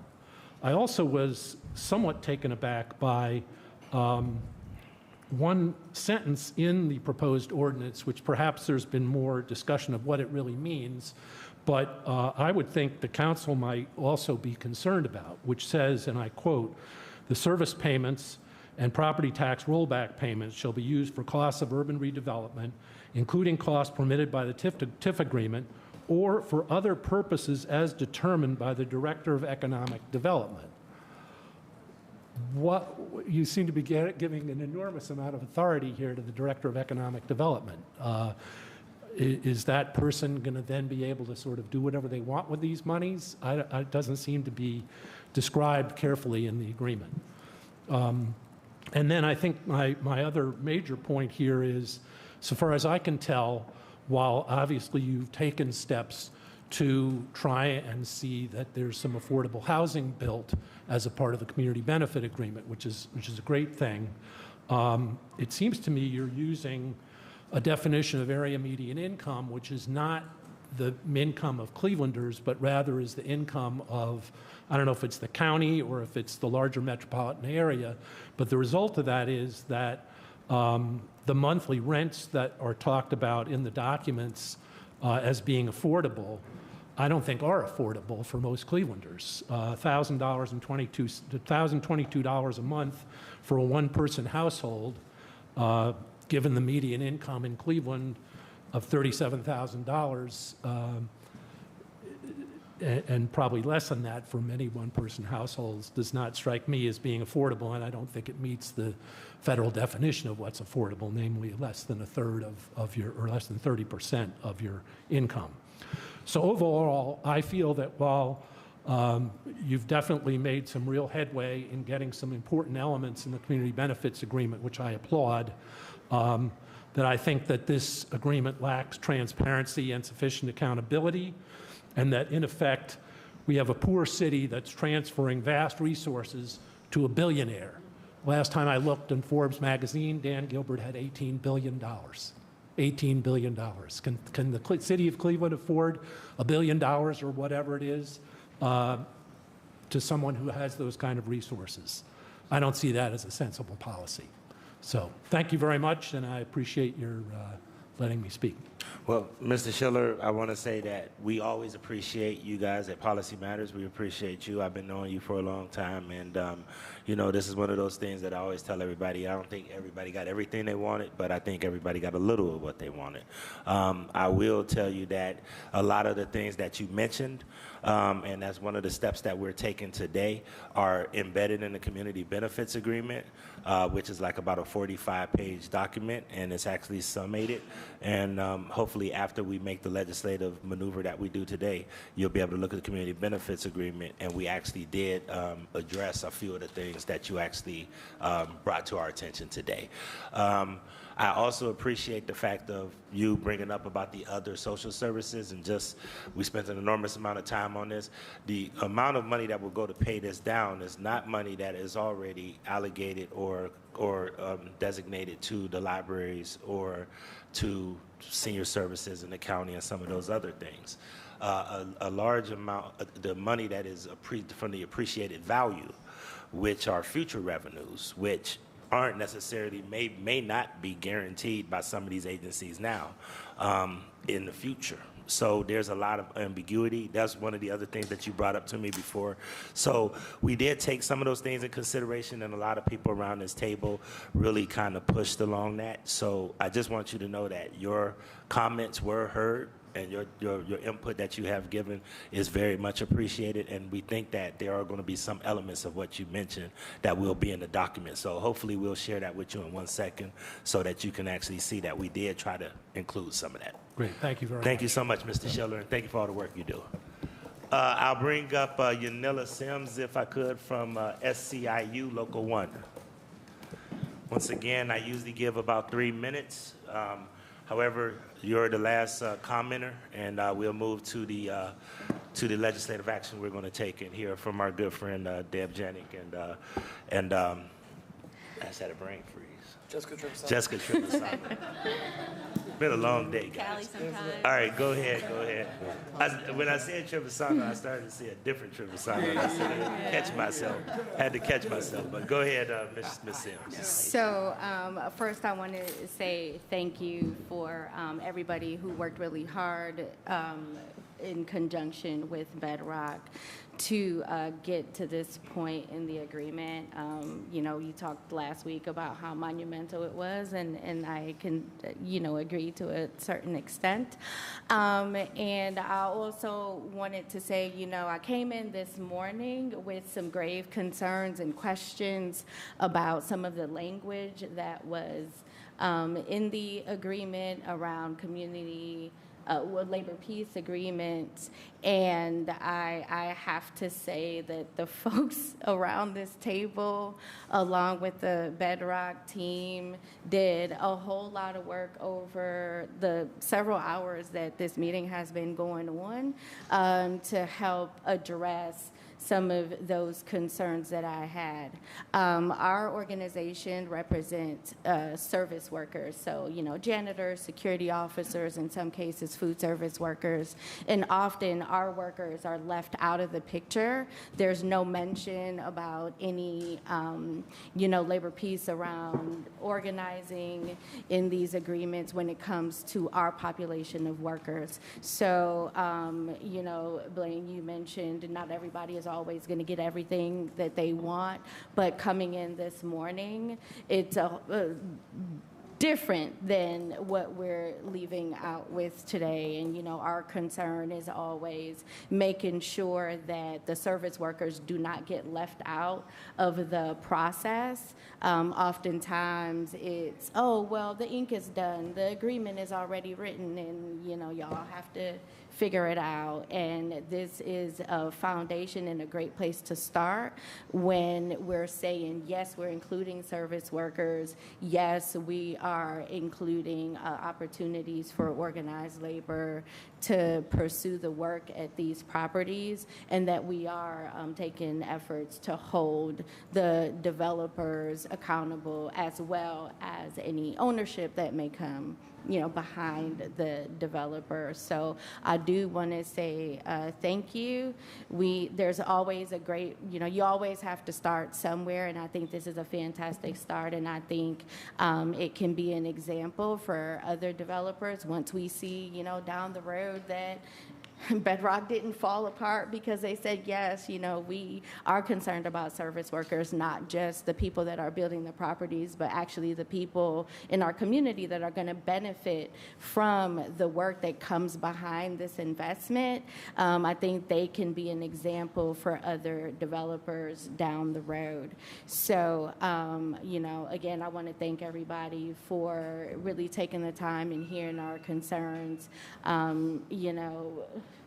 Mauer, Blaine, just everybody. I don't want to miss any individual's names, but Carrie and the administration's, legal team. So I want to say again, we're not always going to be 100% happy, but this is a very good start, and I think our city is making, really great strides in moving in the right direction and making sure that we're doing the work that benefits all workers, not just a small population, for the long term, not just in the immediate. So, thank you. Before I go any further, can all of the members of SEIU, if they could all please stand? I know we have several SEIU members. I want to make sure we acknowledge them. Yeah, we've lost some over the course of the day because, And I apologize. My original intention was to have everybody on first, but as you could tell, there was reasons why it didn't happen. Yeah. So y'all here now. Okay, I got you. We'll take care of that. So, hey, I'm coming over to hang with y'all to do that. We look forward to to working with Bedrock. They've dealt with SEIU and other cities, so I think that this is a great opportunity for us to establish that relationship here in Cleveland. Absolutely. And Ms. Sims, I want to commend you because I will tell you it was some frustration on this side too, predominantly me, because we've been working on this for months, and I don't, anybody on this side of the table will tell you I don't like trying to work stuff out in the 24th hour, because I feel that if we're really sitting down and honest with each other, we should have taken care of this a long time ago. However, absolutely. we're here. You really showed tremendous leadership through this process, and you were able to work with the administration. You were able to work with other folks, and I want to thank the administration and also Bedrock, because everybody could have just put up their walls and barriers and said, listen, we already done what we needed to do. There's nothing else we could need to do, but because everybody did this in the spirit of collaboration, I think we have something that everybody can live with. And we can't let the perfect be the enemy of the good. Absolutely, and So- I think you're right. I mean, you know, we also started the process with the administration just saying, hey, this is a project that's, you know, coming down the line, and we want to make sure that our members and that workers that do the work after the fact are not left out. And there's, you know, a lot of people are involved, and you know, sometimes everybody doesn't get every blow-by-blow detail of everything that's going on. But I agree with you, and this is, you know, why we also started or attempted to start the conversation very early. But at the end of the day, I am, you know, very thankful for the people that did the work, and I'm glad that we got to this point. And like you said, I'm glad that, you know, we didn't build that wall, and we worked through it and came to something that, you know, that starts the beginning of a relationship that we can work on. And also, more importantly, like I said, just set an example for other developers to show them that this can be done. So thank you all. Thank you. And a couple of council members do want to make comments. I know I have Councilman Casey, Councilman Councilman McCormick, Kelly, and Mara all want to make just comments, if you don't mind. So if we could we please keep them brief, because remember, we still have to do a council meeting tonight. Councilman Casey's first. On just this specific, just any comments for Ms. Yanela Sims. All right, Mr. Chairman, to Ms. Sims, just, you kept saying you're happy that you came to, and that you, what is it that you came to? Yeah, what is it that you're... We're going to go to that in a second. Yeah. It's attached to the file, and there's going to be an amendment that we're going to bring to the table that will show some amendments that basically support a labor peace agreement. Labor peace agreement allows them to basically, that they won't have anybody interfere with. Well, you'll talk about that later. Yeah. All right, I was just curious. I'm sorry. I didn't see an updated anything. Yeah, so, that'll be coming up in a second, okay? Councilman McCormick, Kelly, Mara. Thank you, Chair. Very, very quick point of personal privilege. I also want to thank Ms. Sims. Always pragmatic, always here to get the work done, which I appreciate, because at the end of the day, getting the work done is what matters, I'm sure, to your members and everybody else, so appreciate that. Deb and the Bedrock team, same thing. And I just want to say, you know, maybe we should send Blaine Griffin out to do diplomatic missions around the world, because how many city council tables around the country have a large-scale developer sitting next to SEIU? That's right. I'm not kidding. No, that's true. I'm not kidding. So I want to give kudos to our council president for ensuring that everybody, investors, labor, et cetera, are at the table and listening to you. That's not a small feat. And that happens because people trust you and work with you. So I want to give kudos. I know we have a whole ordinance to talk about, but I just want to highlight that. I want to give you, your due kudos for that, Council President. Thank you, sir. Appreciate it. Councilman Kelly? Sure. Yeah, kudos to the chair, to my lady Sims. But to Blaine, you know, I'm a 46-year member, labor, and with the building trades, and Austin's family is, his dad's 50 years operator and grandfather one, and this is historic as far as, like Blaine said, when you have an LPA agreement that includes service sector. It really is. I don't think, in 46 years, I don't ever remember this happening. And you had a lot of people hoping this would start the beginning with the building trades, with the service sectors. I know this was on the mayor's side of the coin and the Bedrock side of the coin and your side as far as negotiation. But no, there are many people on the other side of the coin chatting and fingers crossed and praying that something like this gave. I know Council President Blaine and me did not want to see this paused, you know, and you guys got together at the last moment and you brought it together, brought it home.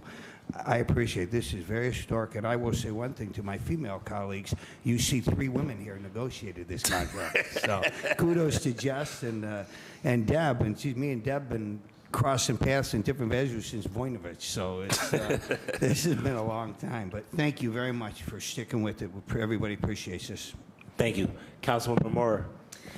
Thank you. I will pile on and add to the compliments both for Ms. Sims, Council President, for the administration, and Bedrock for reaching a place of agreement. As you know, last week when this came to the table, I was concerned that we weren't going to get there and that we weren't happy. And so this is an exciting moment. And just to like spell out in plain language what's happening, we found ways over generations to support strong family-sustaining jobs for building trades, for making sure that when we're building the bricks and sticks of these deals, we make sure that those are good jobs and that they're paid good wages. But we have struggled historically to make sure that once we finish those deals, that those buildings are maintained and supported by those same strong family-sustaining jobs. And those are the types of jobs that SEIU Local 1 supports. And so by making sure that this agreement helps these workers, or creates an environment where these workers can get collective bargaining agreements, they can get good wages,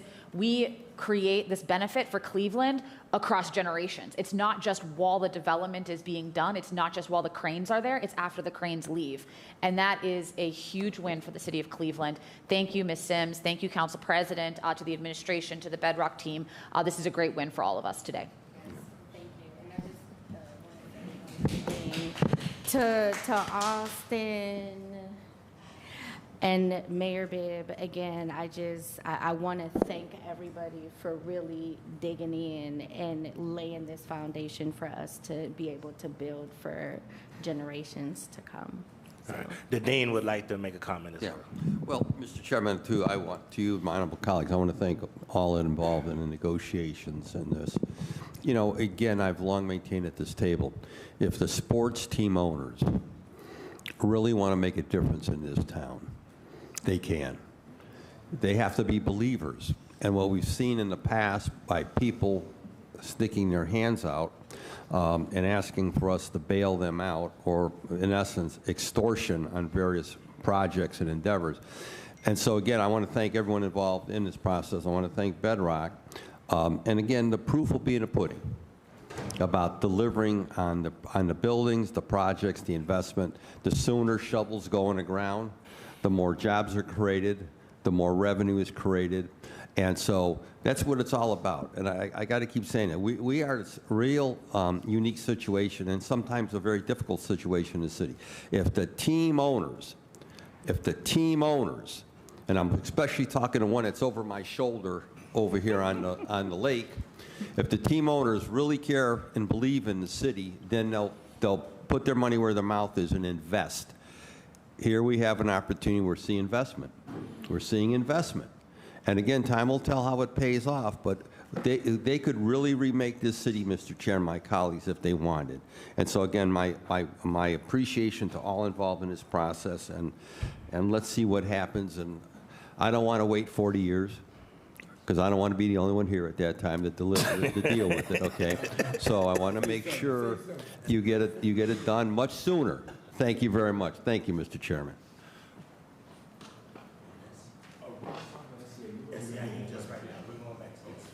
Okay. All right, we're going to let Ms. Sims relax and enjoy the rest of the day and hear her victory in person. But once again, you're right, 66%, if not more, in most neighborhoods, it's as high as 72% are headed by single black female heads of households. If we don't find ways to start making sure that these women don't have opportunities to work one job with good wages, with good health care, and are taken care of, then our city will not be strong. So that was the right thing to do, and now I applaud once again Bedrock, and especially Deb, because a lot of people don't know she had people to check in with the corporate office, and that ain't always easy either. But we did the right thing for the people of the city of Cleveland. When we took this mantle in this session, we said we're going to take care of the people of the city of Cleveland. We take that charge seriously. So thank you so much. We look forward to continue to work with you guys. Thank you so much. All right. Thank you. All right, so now is the part where I want, and this is going to be kind of clunky, so excuse me, everybody. We really done most of the work on the legislation. Really what we want to outline, if we could, I'm going to ask if Ms. Trevisano and also if Ms. Janik can work with us to just give us some of the highlights and details of what kind of few things we made adjustments on that are added to the community benefits agreement. That is going to be, once we hear from them, then hopefully either one of my colleagues, Councilwoman Moore, can make a motion to add the file that we're going to talk about to the amendment. What that does, and you can actually talk to the legal people, that actually makes it a part of the legislation, which now makes it a legally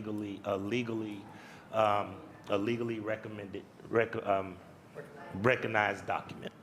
Okay? So that's the action that we're trying to take today. We're trying to make sure that we add an amendment or put a motion for it to add this community benefit agreement and all of the language into the legislative file, which means that it will be a recognizable document that people can refer to. Okay? So, Ms. Trevisano, Ms. Janik, you have the floor. Thank you, Council President. Jessica Trevisano, Senior Advisor for Major Projects in Mayor Bibb's office, joined here by our partner at Bedrock, Deb Janik. We actually have two amendments that we're talking about today. As Council President mentioned, we were here for a joint DPS and Finance meeting last week where we went through the legislation, talked about the CBA and the TIF in detail, and wanted to just follow up on a couple of the things that we wanted to make sure we got back to you on. Before I get into those details, just wanted to note there are two amendments. The first is to incorporate a blight study into the file. I believe that blight study was circulated to this committee. There is a reference to the blight study already in the legislation. It's just good practice to incorporate it in the file, and that just is a mechanism to make sure that we have all of our ducks in a row for the TIF. And then the second piece, the second amendment, and that I'll talk about in more detail now, is to integrate the community benefits agreement term sheet into the file.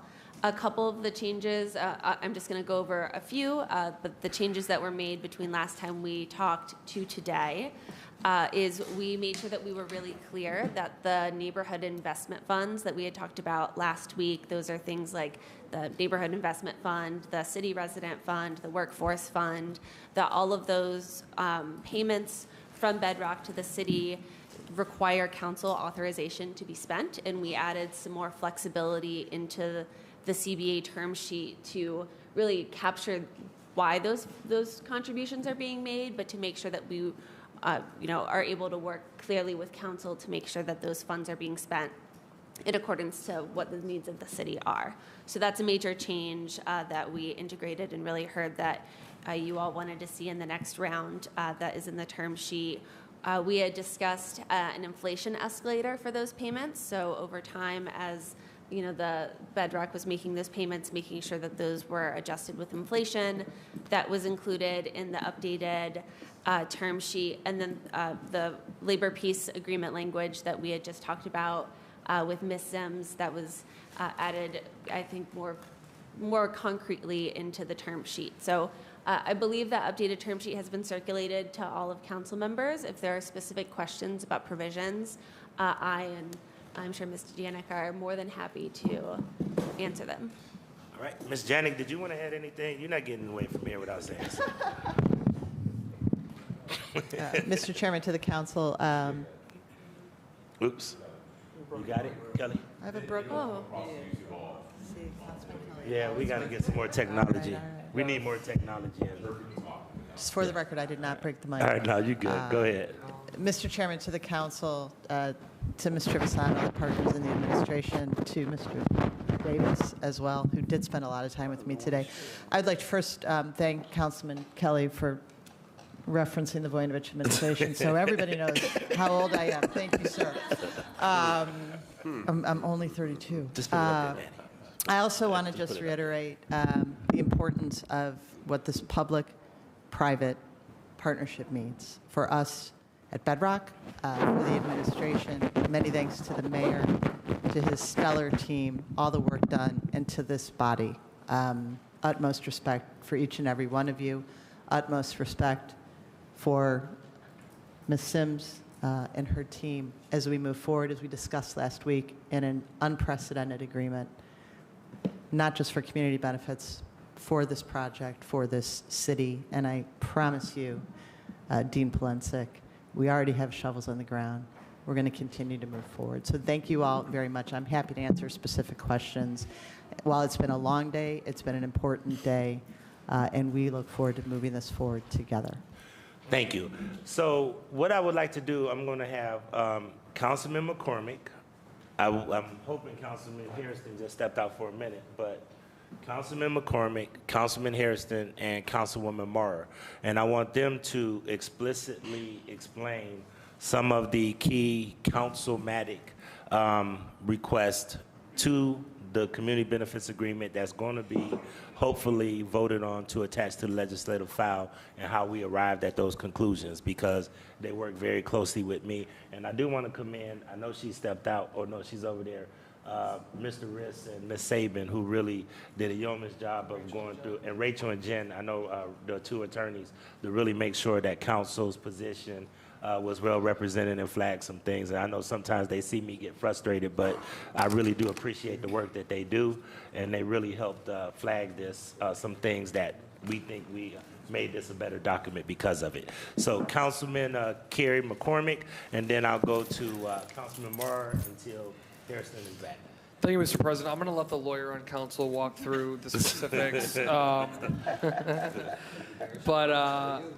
Mr. Chairman, I'll be very brief. We talked about this ordinance extensively at the Joint Committee. But what this means to me is fundamentally opening up our waterfront to our residents, finally. Finally. Whether you are transferring through RTA and want to take a break down by the river, whether you work downtown, whether you're visiting Cleveland, whether you're a resident of the city, fundamentally, our folks deserve access to the waterfront. The waterfront, in my mind, should be open to everybody. Everybody. So when Ms. Sims members have a great job, they can take their break on a beautiful river and have a sandwich and a break. And they will have breaks. We know she makes sure of that. So they'll have a break and be able to take that break on a beautiful riverfront open to all Clevelanders. So once and for all, we're taking meaningful steps, not only to plan for waterfront development, but to get it done. And that has been what's missing in this city, be it the lakefront or the riverfront, for decades and decades and decades and decades. Mr. President, it takes an organization like Bedrock to come through and make it happen. I know that these are partnerships, but without Bedrock and Deb Janik and Nora Romanoff and others, we wouldn't be here today, simply put. So I want to recognize Deb for, I'm sure, many, many long days to get here, sleepless nights, all that kind of stuff, taking phone calls on her vacation, which everybody told her not to do, but she still did. I believe in taking a darn break, and when you get one, you should take it. But anyways, Mr. President, will there be economic development here? Absolutely. Will there be jobs created here? Absolutely. Will there undoubtedly be value added that wouldn't otherwise be added? Of course. We have vacant parking lots boxed off from the community right now. So adding a 12-acre park in economic development, of course, will add value that otherwise would not be there. That is just, a fifth grader can tell you that. So, all of those things will happen. There's no doubt about it. But fundamentally, in my mind, the most important component here is our folks will have access to their waterfront. And I, again, through and through, from my time on the Planning Commission, thinking about the riverfront setbacks or the riparian setbacks and all that, fundamentally our folks deserve access to their natural resources. And in Cleveland, our lake and our river are our predominant natural resources here. So I really want to drive that home. I know we're going to dig into the details here. I know appropriately we're going to talk about those. But if we move this forward today, which I hope we do, this council this administration, this organization in Bedrock will be responsible for finally getting done, taking a massive step towards getting done, which so many others over decades have tried to do, and that is open up our waterfront for the enjoyment of everybody. And I can't understate that, Mr. President. I cannot understate that. So when your grandbaby is 21, hanging out with her friends down by the river, they'll have a beautiful river to enjoy, and you'll be down there chasing after her, I'm sure, but you'll have a beautiful riverfront to enjoy for Clevelanders for generations to come. This is the kind of stuff that changes cities for the better. This type of infrastructure that opens up our natural resources, most precious natural resources, to the people of the community is what changes cities forever. So, Mr. Chairman, I'm proud of the community benefits agreement. I'm proud of the collaboration we've had here today and over the months. And I'm so excited to take another step towards transforming Cleveland to an accessible waterfront city where our folks who deserve it and have deserved it for a long time finally get access to their waterfront. Finally, finally, finally. So, Mr. President, I support this ordinance. I want to congratulate everyone involved with the community benefits agreement. I have never seen a community benefits agreement like this in my life, ever. It is historic. And again, I'm really excited to take the next step to make this waterfront for Cleveland finally a reality for everybody that loves our city. So, Mr. President, I'll leave it there. But again, I support the amendments, support the changes, and I really appreciate the collaboration amongst everyone to, again, get it done. Get it done. We've done a lot of talking about waterfront development in this city for decades. This right here today is about getting it done. Thank you, Mr. President. Thank you so much, Councilman. I'm going to go Councilman Moore and then Councilman Harrison, and then I have Councilman Harsh. Absolutely. I think I have been tasked with broadly explaining the both the amendment that's going to come to incorporate the CBA term sheet into the ordinance, but also discuss some of these final changes that differentiate this from the versions that were sent to council as recently as earlier today, and certainly differentiate them from what came to council last week. So just to put us all back in the mindset of a week ago, this has been a long road to get to this moment, and we were never going to have our community benefits process does not anticipate that we have a final executed legal agreement on a CBA at the time that a TIF is passed. Instead, our community benefits ordinance anticipates that we have a sort of term sheet or a broad set of terms that are presented at the time of the TIF agreement, and that's exactly what we had. And as we discussed at the table with Chief Epstein, that document at that time was not legally binding in the sense that it was not referenced in the document, and in fact there were aspects of it that were not, there were still future negotiations. It even said that at the top. And over the last week, there have been changes on the margins. The conversation that we had about the labor piece was certainly one of them. But as this got to the final stages, there was both interest and a real marshaling from the administration and from council and from Bedrock to all get on the same page so that this term sheet that is coming to council and will be amended into attached to the ordinance is the final representation of our terms, and that essentially creates the basis for the final legal agreement that will have to come back to council in the future. I want to go over for council members changes. They're short and sweet. I think you'll find that they make a lot of sense. One of them, of course, is that the large sums of money we're talking about here are still subject to legislative approval and legislative authority under council's and the City of Cleveland's charter. So we added language making that explicit. There were additions of the phrase good faith efforts at various times, like good faith efforts to, instead of saying that the Bedrock would ensure that it would meet its affordable housing goals, it said the Bedrock will make good faith efforts to meet their affordable housing goals, and I think we've all gotten on the same page that it's best to revert that language to ensure and shall. So I think that is going to be amenable to everybody. We removed reference to a LISC management fund that has not been, Cleveland Housing Investment Fund that's not yet been created and formalized by this council. We added in the labor peace language. And finally, in response to the discussion about penalties and enforcement, as you mentioned at the table last week, the penalties for enforcement are, in this deal, incorporated into the finance agreement and not into the CBA.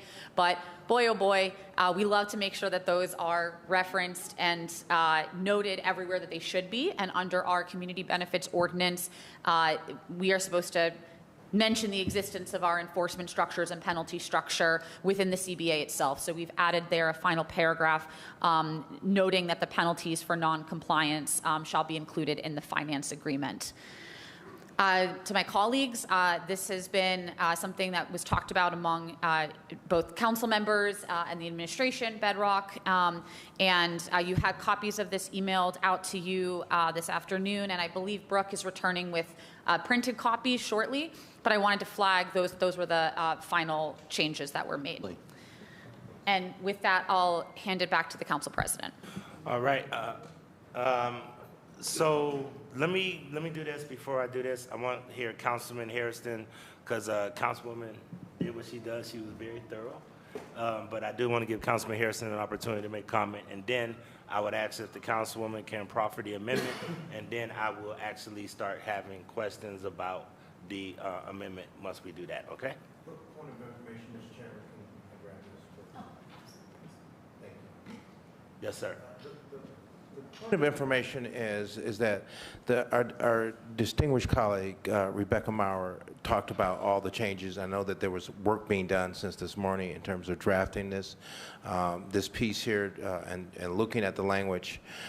Do we have a final draft of that, or what that looks like? We're going to get all of that. Once that's what she's bringing, a hard copy, and it's going to be electronically. I think it's already been electronic. It's already been sent electronic, and Brooke's getting copies. Is this what we're looking at right now? No, this the old draft. Totally, that's the old one. And that's the reason why I want to make sure that after Hairston makes comments, then the councilwoman will proffer the amendment, and then you'll have the document, and then we could go into any questions or answers, okay? And the document has been sent electronically to every single council person? Okay. All right. I'll look at that. Councilman Hairston, and then Councilwoman back up to make the amendment. All right. Well, I think she did the work for me. I think I'm done. No, but I agree. I concur with my colleague, Councilman McCormick, that I think this is a great thing, not only for downtown, but for the city of Cleveland as a whole. I think that, I know that, the work that is being done here will have benefits that we will realize all across the city. And part of that we see within the CBA term sheet that puts forward from the developers $25 million as a community, which part of the community benefits package that will go to supporting our community. This is not going to support anyone's salary or anything else. This is not going to support their project. This is actually developers themselves putting this $25 million in to support our community. We heard the community members loud and clear. We heard members of this body. We heard other folks and their voices as relates to ensuring that there is some high-level benefit for the community and not us going to, as they say, subsidize folks with a lot of money, which is not the case here. That there are true benefits for the community. Not only did we see changes within the CBA initial draft, right, and the developer has been cooperative, they have been flexible, they have been all of those terms, during this process to ensure that everyone has the ability to participate in the good things that are expected to come out of this project, not 15, 20 years down the road, but at the onset of this project, at the beginning stages of this project. And so, we thank everyone who has been involved in that process to get us here today. As the councilwoman indicated, on your updated term sheet that was sent to everyone, there was a first draft and there's a second draft, so disregard the first draft. It takes into consideration some of the discussions we've all been having, ensuring that There is additional legislative approvals around how the $25 million will be spent within our communities, and it brings that back to this body to ensure that we have absolute, thank you, that we have engagement in that process to ensure that these dollars are being spent in the way it should be to better support our community and those who live within our community. The rest of it, addresses some language that had to be cleaned up, but nothing major was pulled out of this piece. But primarily, we wanted to ensure that we are not rushing to determine how all of the $25 million was spent, but how some of it, but also gives us time to come back and deliberate with each other about the needs of our community and the way those dollars should be spent. Yes, there was some language cleaned up as relates to good faith effort, added some absolute language there, and just overall made it a better piece. I'm happy to support this piece that is before us today. Confident that developer, the City of Cleveland, Cleveland City Council, together, we can really see a tremendous project here happen in the City of Cleveland. Fully supportive, Mr. Chair. All right, so let's get to the business side of this. Councilwoman, please proffer the amendment, and then I need a second, and then we'll go into discussion. And first up, I have Ms. Harsh, and then I have Casey. You have me now. I have Jones. Okay. Thank you very much, Council President. I move to amend Ordinance 746, 2024, to insert a new section 10A, that pursuant to Chapter 190A of the Codified Ordinances, the city and developer are negotiating and will enter into a Community Benefits Agreement, CBA, which shall contain the terms set forth in the CBA term sheet and placed into the above-mentioned file. Upon its execution, a copy of the final CBA will be placed in the above-mentioned legislative file as required under Section 190A.05 of the Codified Ordinances. Second. Hairston, second. Hairston, second. Ms. Trivers, so before I move to discussion, Ms. Trevisano, can you clarify? I know that you had a question about a potential amendment around blight study. Yes, to the chair. So there were two amendments that we were expecting at the table today. The one is the one that Councilwoman Moore just read out. The second is simple, and I have language I'm happy to pass across the table, but it's in Section 4, Line 6, after developer, insert, which is also placed in the above-mentioned file and incorporated into this ordinance. In the text of the legislation, it refers to a blight study.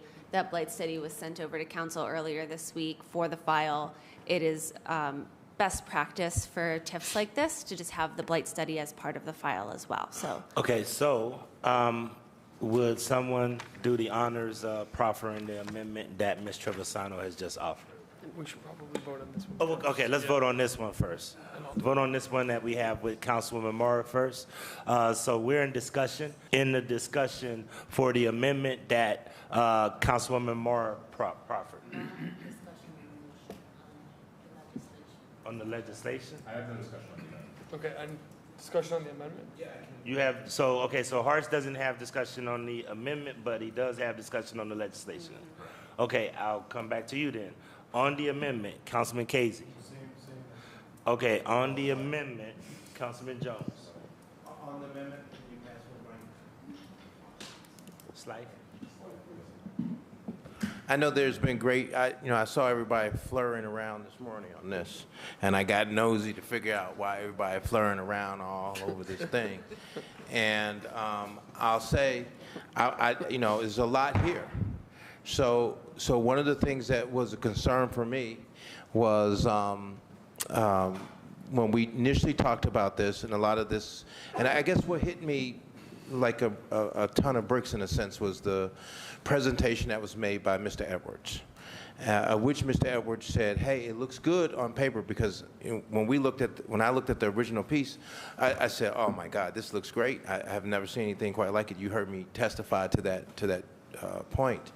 And but what he said just hit across the face too, and it's one of the reasons why, unfortunately, the city of Cleveland is in the place it's in right now in terms of losing population, not having opportunities for the younger generations to really make this their home and work, live, and play.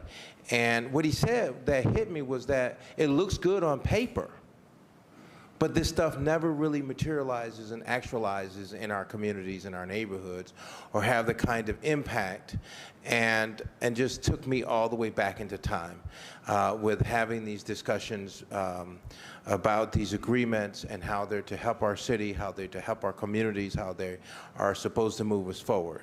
So with that said, to see that my colleague, Mrs. Maurer, and Mr. Hairston and others are trying to make sure that this is a more of a plan that thinks about our workforce, thinks about our unions. This is an agreement that is incorporated in it, but then there's so much that is here. So I guess my question would then be on the contract that we have that's in front of us. I guess I'm asking the question, is most of what we're asking for in this draft right here for this community benefits agreement, has everything been determined how it's going to be done, or there's still to be determined parts and pieces of it that hasn't been developed out yet? That would be my question. To the councilman through the chair, so the term sheet is a representation of the key terms of the agreement. There are still, final language of the agreement that will, have more details about how to actually operationalize this language. But your, I think, core question of are the terms in front of you today what you can expect to see in the final agreement? The answer is yes. Right. So, like, for an example, the developer in terms of the contributions. So we know at least $25 million. Do we know if that $25 million is going to come in when? Do we have an idea on that? Because that's not here. And then the next thing that would be I'm interested in would be able to know, because I'm agreeing to it, when will that come back to the table? When will we talk about that? Yeah, to the councilman through the chair, if you look to the bottom of that first page, it speaks a little bit more to the timing of when those amounts will come in. So it's broken down depending on the exact fund and what it's tied to, but generally they are tied to bond issuances and kind of joint bond issuances between the city and the developer. So as the project progresses, additional payments into those various funds will be made, including with the first bond issuance. So it's like, okay, we'll give you $25 million, but that money is really fundamentally based upon us making decisions as it relates to bond issuance on our side to cover the cost of the project. To the councilman through the chair, it is, and in here it says bonds, but really we intend for it to be bondy and any debt tied to the project. And really this project only happens if there's financing to make the project happen. So as long as the project is moving, we have every expectation that these payments will be coming to the city. And so, there's a lot here, right, looking at this. This is what, 10 pages or 7 pages? 6 with a couple lines on the 7th page. I see. So with all of this here, I mean, I would, Mr. Chairman, would like to have, sit down with you at a special time to really fundamentally go through this, to really understand it, because there's a lot here. And what are the changes I would ask that is different from this particular piece from the others? Where's our differences at here? To the councilman through the chair, and I am happy for council colleagues to tag team here. For the vast majority of this is all consistent with the language we talked about last week and in briefings with council members about the CBA. What you have in front of you is more specific. So all of the benefits that we talked about, everything that we included in those summaries as we were talking about the CBA, we took that input from council and made a couple changes. Some of those, like I mentioned, are just being more clear that these funds require legislative authority from council before anything can be done with them.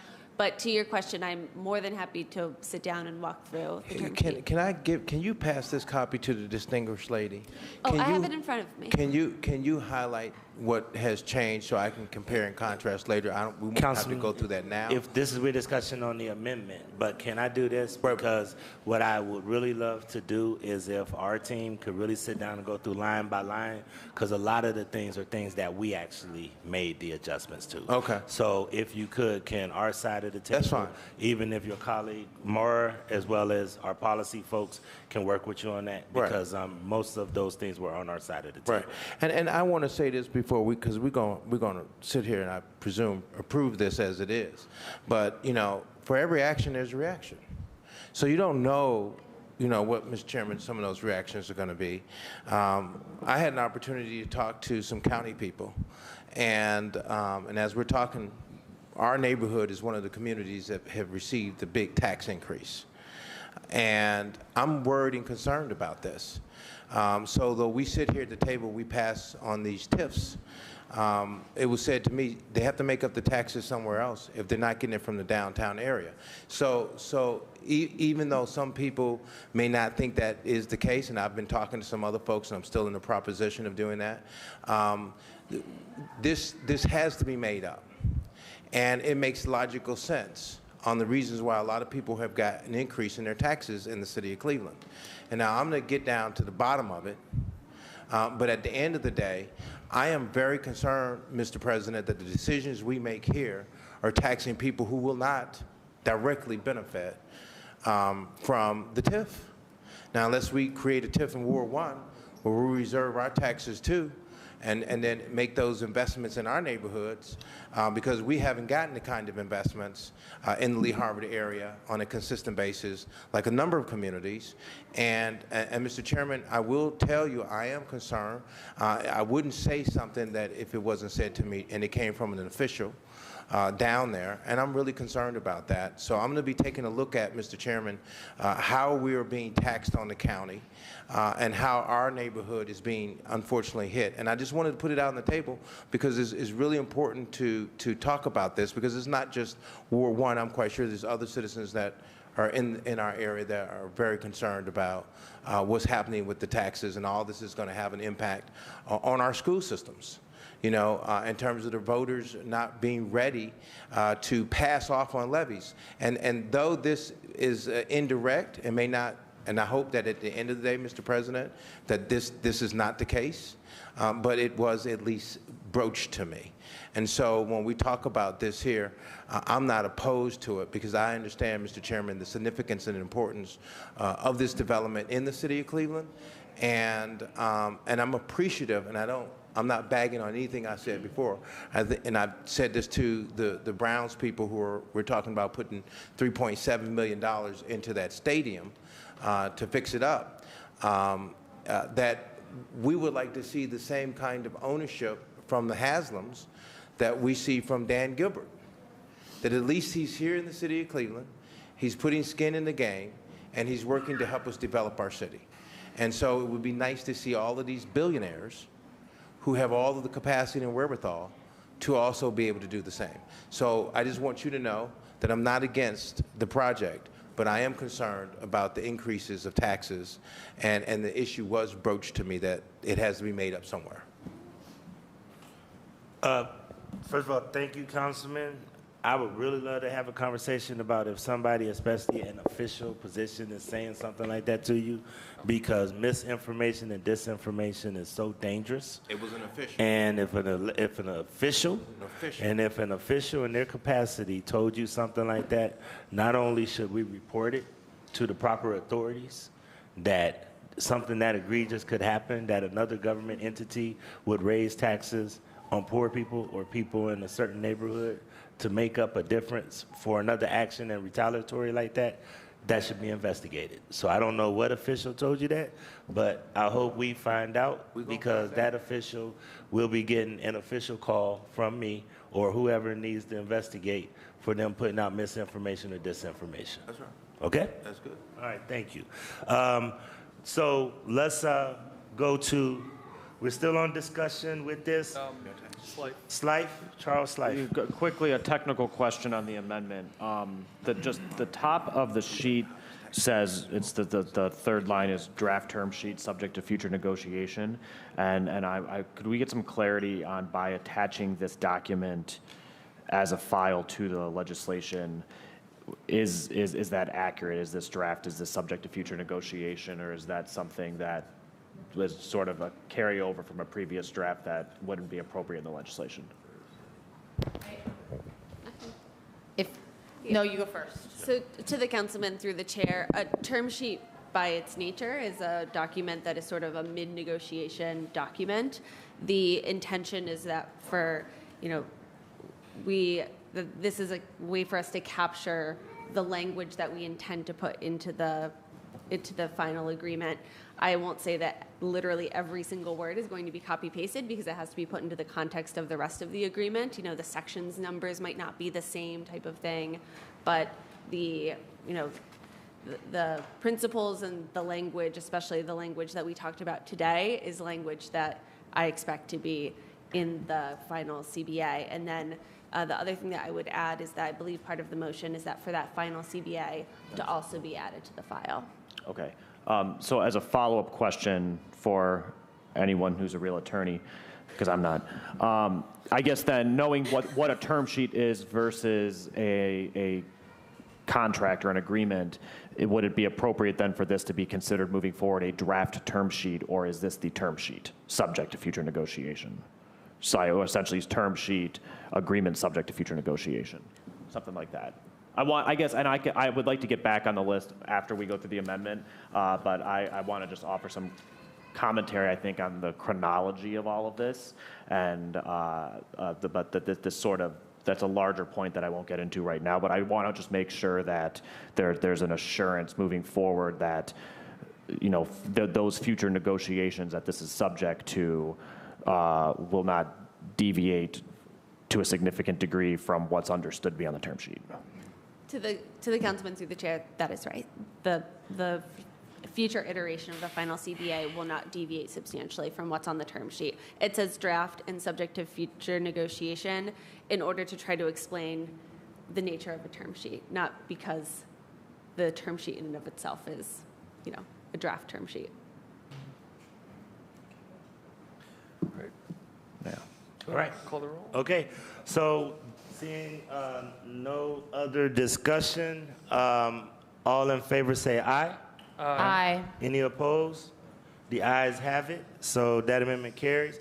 Regarding the blight study. Mr. President, I'd like to make an amendment to ordinance. What's the number here? 746-2024. I'd like to amend ordinance 746-2024. Move to amend in section 4, line 6, after developer insert, which is also placed in the above mentioned file and incorporated into the ordinance. All right. Do I have a second? Second. Second, Councilman Kevin Bishop. Is there any discussion? Seeing no other discussion, this amendment passes. All in favor say aye. Aye. Any opposed? All right, the amendment passes. Okay, we have a couple of questions regarding the general ordinance. And the first person I have up is Harsh, Casey, and then Slife. Thank you, Mr. President. I didn't really have any questions. I just had a comment I wanted to make regarding this. Did you all have, through the chair, did you all have a presentation or anything you wanted to go through, or just, okay. So, Mr. President, I just want to reiterate one thing. I think it's really important for us to clarify what it means to spend tax revenue and what it means to spend TIF revenue on a project like this, because you keep hearing the narrative over and over that we've got money for billionaires and that we give money to rich people and then we ignore the neighborhoods, we ignore the schools.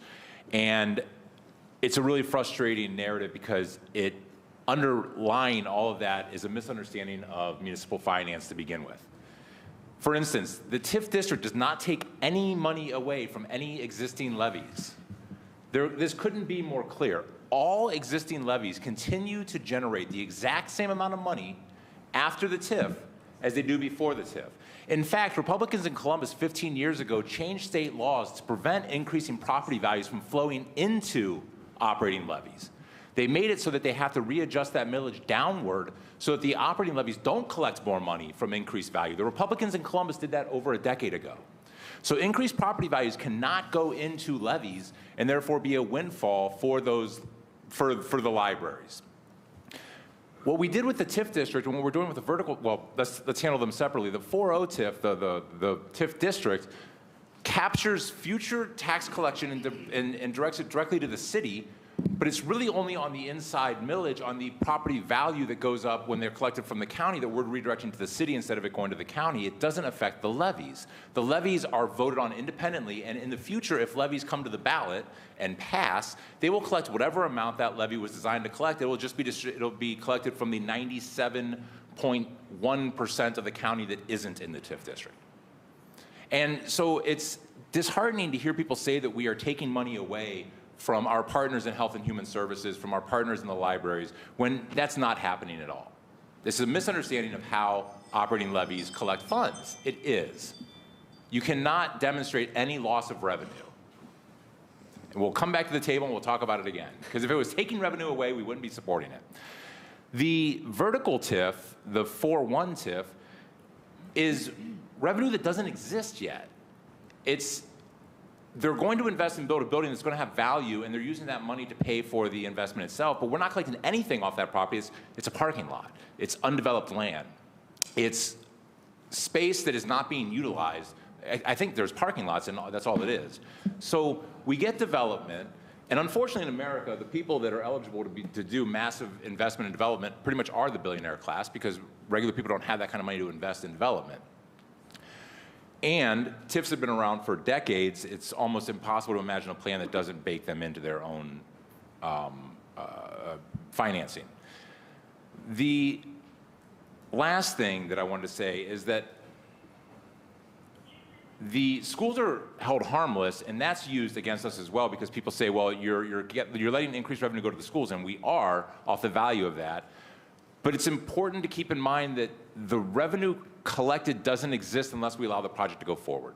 And the project doesn't go forward without the 4.1, without the vertical TIF. So what we're doing is investing in a downtown, which is about to lose a major tenant, right? I think we all know that the Haslam's just announced that they're going full steam ahead into Brook Park, right? That came out while we're here at the table today. They're trying to leave Cleveland.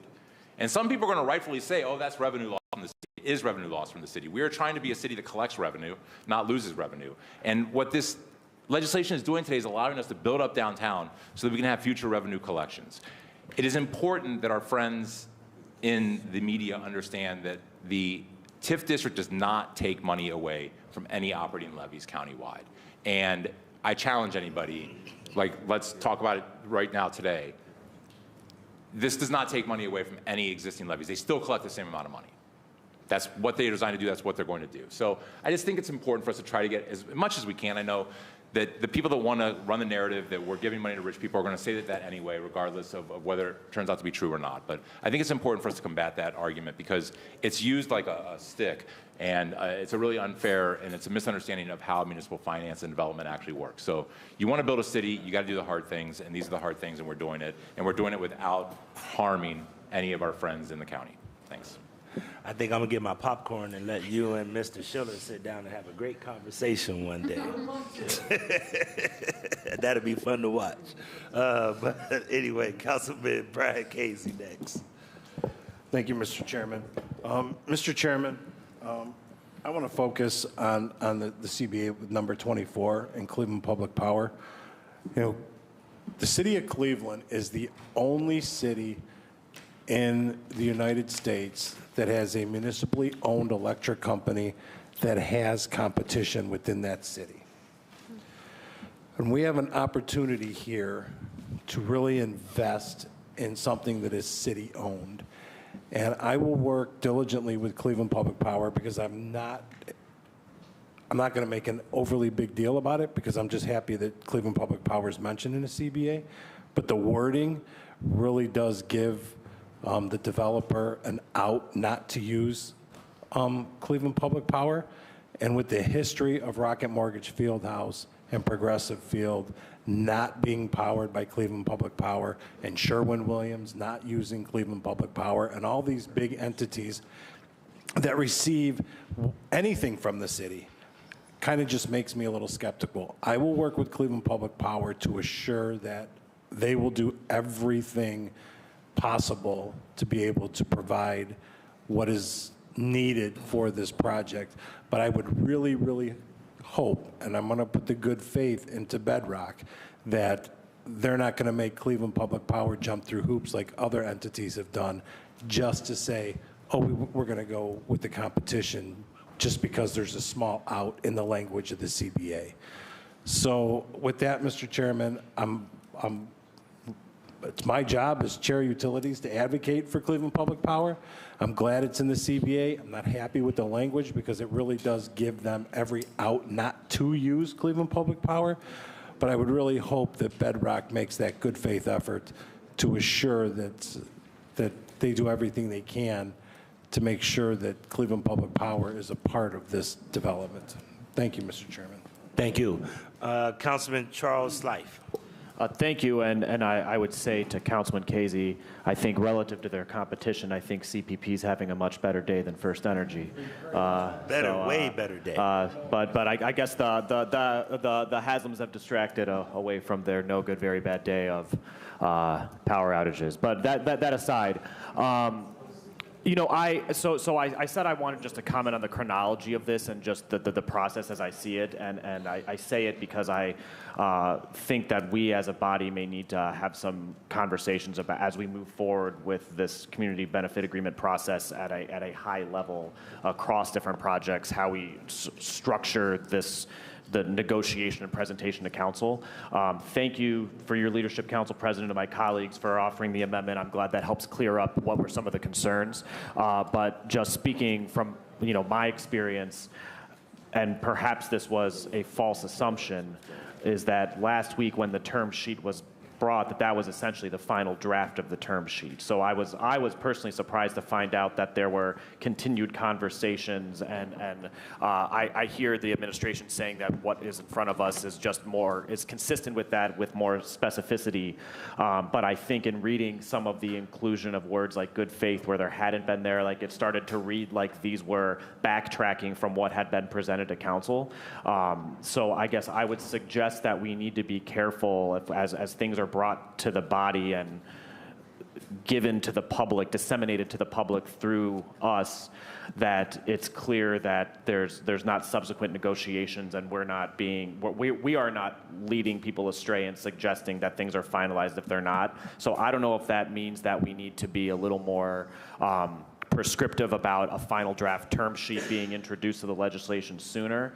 I hear Councilman Moore in saying that the protocol we agreed on is that a final term sheet would come, and then the agreement would be subsequent to the legislation based off of that term sheet. But there is a universe where there's a finalized community benefits agreement pending the passage of legislation. So I don't want to end up what seems like today, and we resolved it, and it almost doesn't matter to me if it was a change in what had been previously negotiated or a confusion over more specific language. But I think in either scenario, it kind of breeds, I think, a sort of skepticism that I don't want us to fall into the trap repeatedly of creating. So I'd like for us on our end to think through what roadmap should we give the administration, whomever they're partnering with, to make sure that the information coming to us is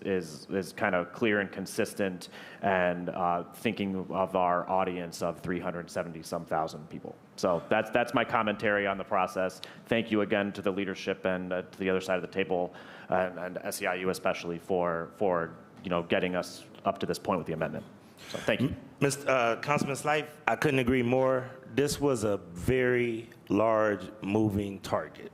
And the challenge that we incurred was the council does not negotiate the contracts or negotiate the agreements.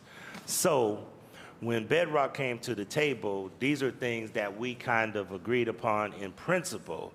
But as with all situations, as Councilman Harrison said earlier, if it's not in writing, it's not true. So when all of the bodies and powers to be on the administration and the Bedrock side negotiated it, council didn't get involved in that technical part. We got involved with, here are the guardrails that we wanted to put in place in order for us to consider passing this. They worked out the details. However, when they worked out the details, they brought it over here, and that's why I wanted to commend our attorneys, Rachel and Jennifer, as well as Brooke and Joe and Steve Riss, because they in turn went over the sheet this morning when we did get it and said, hey, there's some concerns over X, Y, Z. And Councilwoman Morrow, to her credit too, and said these are things, and Councilman Hairston and Councilman McCormick, and say here's things that we flagged as we read through this document. And then that's when we went helter-skelter to really try to work with the administration and Bedrock to make the changes. So I would like a smoother process too. I really would love to listen to you and council to see how we can put together a smoother process. We made it work the best way we could, and your points are very valid, but we just had a lot of moving targets, and that's how it ended up this way. Sure, and just in response to kind of close it out, it's a learning curve, and this is as much a comment about the community benefit agreements as a macro concept, as I said, and I know both of the women sitting across from us, I believe that they are earnest in their approach and that we share values. So this isn't about, I don't want to suggest that I think there's anything funny specific about this, but I guess I'm as much trying to think through what future scenario, if something's negotiated after legislation in some future project is something that was really compelling to council and promised to the body and the public, negotiated out of a final agreement, and does council have the ability to control against that? That's, I think, what I want to make sure that we're not creating a scenario where that worst case situation could happen. I'm not saying that that's what was happening here, but I do want to have a little bit of paranoia as we think about how to improve the process so that we control against such a situation. So, thanks. Absolutely. Thank you, Councilman. Seeing no other questions, the amendment, both amendments have passed, and ordinance number 746-2024 will be heard in front of the full council this evening. Okay? Thank you so much. We are now going to move to one more piece of legislation, and this is ordinance number 854-2024, an emergency ordinance authorizing the director, by council members Hairston and Griffin by departmental request, an emergency ordinance authorizing the director of economic development to enter into one or more contracts with MuniCap, Inc. for professional services to provide financial advisor services on the recently established shore-to-core-to-shore tax increment financing district for the Department of Economic Development for a period of 2 years. Ms. Trevisano, Director Trevisano. Sure. Thank you, Council. Thank you to the Chair. This piece of legislation is intended to authorize a service agreement between the city and MuniCap. MuniCap is a national firm that holds contracts with multiple municipalities. We put out an RFQ in May of this year seeking assistance from a financial advisor. I think we've talked a lot in the last couple of months about what an impactful piece of legislation we packed with the shore-to-core-to-shore TIF district. Thinking about how to best utilize that TIF district is going to require us to lean on some outside expertise. And so MuniCap is the professional service provider that we selected after a competitive process to provide those services. The funding was allocated, I believe, last month, and it is $150,000 for a period of up to 2 years. Thank you. Councilman Hairston. Well, I don't like it. I'm going to support it. All right, as I told leadership and I told the administration, this should have went through the committee process.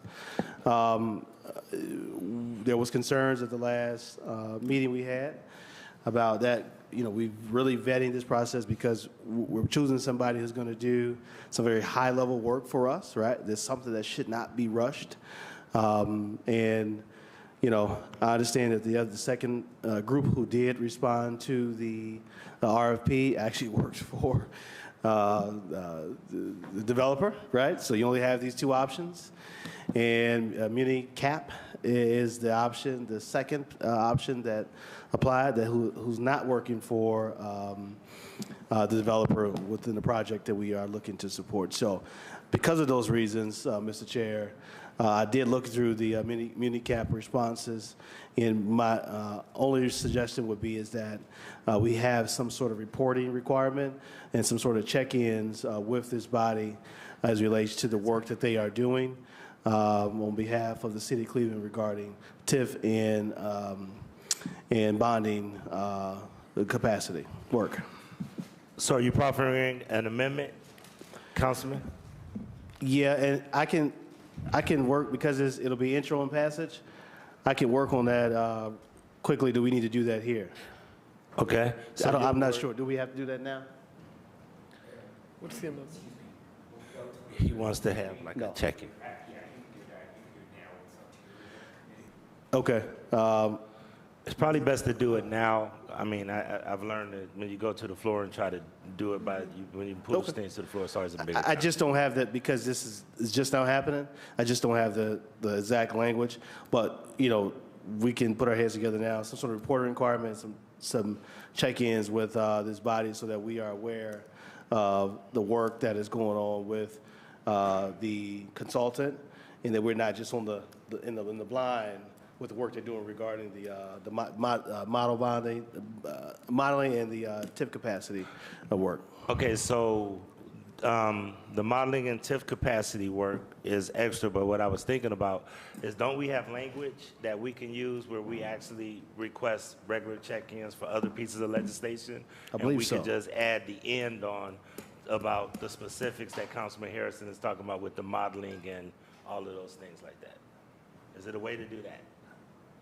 I call it the Polinsik Amendment. He always says every quarter, every semi-annual, we get some kind of update and then add the specific language that Councilman Harrison is talking about. You don't have that? Okay. And Mr. Chair, if I can ask, is it not to exceed 150? To the councilman through the chair, that is correct. Okay. And then the second point of that is, just as we've had issues with the James Corner Field piece with the lakefront design work, and we had an issue with the department approving work above and the dollar amount that was approved, and coming back to this body, just assuming that we're going to approve additional dollars for the work, we need to make sure that that is also not the case as well.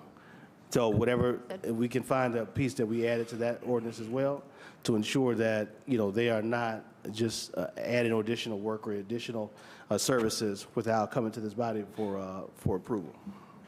And I don't know if they are watching this, but is it a way that somebody can reach out to our attorneys? Because they actually would probably know that language better than I do. And maybe they can help out a little bit better on helping putting this together.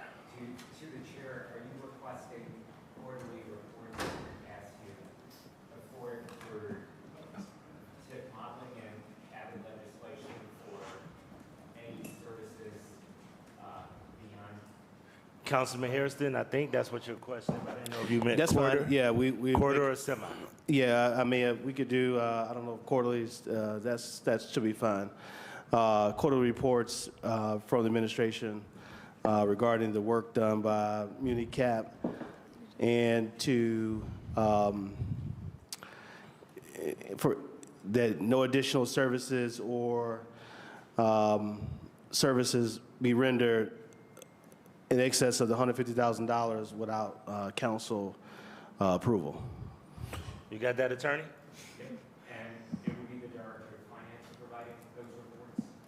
I don't know. To the Ms. councilman, Trevisano? Yeah, to the councilman through the chair, I believe that the legislation authorizes the director of economic development. So it'd be economic development director. That's fine. That There will it is. provide. I didn't know either. All right, thank you. Okay. All right, and so we have an amendment on the floor. Do I have a second? Second. Councilwoman Mara has seconded Councilman Harrison's amendment. Do we have any discussion?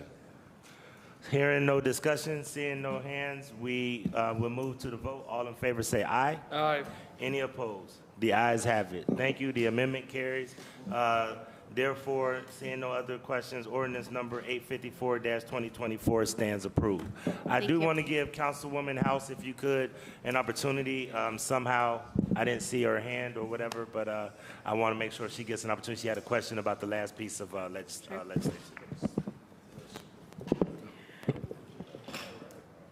Through the chair to Ms. Trevisano, who's here. The one question I had is when we were going through the TIF district, I'd asked because people talk about how this tool has been utilized as to help spur development in other municipalities, namely Columbus and Cincinnati. And when I've asked, well, what has the impact been in other neighborhoods, they have indicated, well, we still haven't gotten that information. And so I was trying to figure out how will we be able to track impact based on as the legislation is written.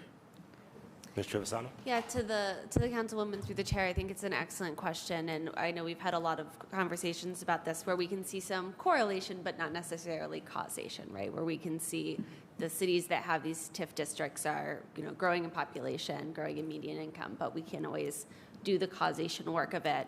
Our intention as we look at the TIF district and we look at the impacts and we look at the projects to continue to measure to the best of our ability by census tract level, in that more specific way, what is the outcome of these dollars that are being invested? And really we'll see that impact when we compare it to our projections, right? If we're meeting our projections or exceeding our projections, we'll know that we're doing better than we expected. If not, then we'll know that we have some work to do. I think it's a really great question, and I think there's still some work to be done on our side on really how are we going to be able to show the impacts is the causation as opposed to a correlation, but I think that's something that we're committed to continuing to work on. So that's really the point. It is not in here, and what you will see, again, when you look at areas, the place where the TIF goes has shown that the improvements will be there, but the connection to surrounding areas and positive impact on a system-wide basis has not necessarily been captured or shown, and we absolutely need to, at the onset, clearly identify ways that we will be able to track that and tell that story, not just in happenstance, but it really needs to be written down. And because it has not been demonstrated in other places and captured in other places, and we really don't have an idea of how we're going to do it here, some type of way we really need to figure that out, because in the next 2 generations, they won't be here to know this conversation, and if it's not there, then it will be lost and missed. So that's really my biggest thing as we are talking about the district. The other 2 things I would just say, some type of way we are going to have to, as a city specifically, I don't know if we need to have an innovation task force or something, but we really need to start bringing forth tax policy solutions that is sorely missing from a variety of manners. How we fund things comes from either people's income or profits, and if you look at tax policy here in the state of Ohio, that is increasingly decreasing when it comes to profits, specifically of corporations. So we really need to come up with some better ways to think on how do we fund this thing called government that we have, and really start bringing them bringing them to the table locally, but more in particular in the state, because they have kind of the jurisdiction. And then again, just reiterating, having the conversation of we have the income problem here in the city of Cleveland, doing the necessary work to work with our businesses to be in partnership, to have quality career opportunities, job opportunities for residents, and to remove many of the unnecessary barriers for people to get into employments. I do not think we can reiterate that point enough. Many of the job qualifications that we are requiring people to have are unnecessary and are unnecessary barriers. When we are requiring people to have college degrees and things of that nature, many times that degree does not determine your actual success on a job. Many times it is actually just being in the environment, because most places train you on the work that you're going to do. And so I think as we are working to attract other people here, there is a lot of work that we can do locally to help remove barriers of employment for people. And we should embark on that journey as we are wanting to see more income get into the hands of Clevelanders. So those are the two things. Thank you. Thank you so much. All right, seeing no other questions, ordinance number 854-2024 as amended will be considered by the entire body tonight. Please make sure that those amendments are in this for the council's purview tonight. Thanks, everyone. This Committee of Finance, Diversity, Equity, and Inclusion is adjourned. We're going to convene at 5:30. 5:30 across the hall, at 5:30 across the hall, okay? On the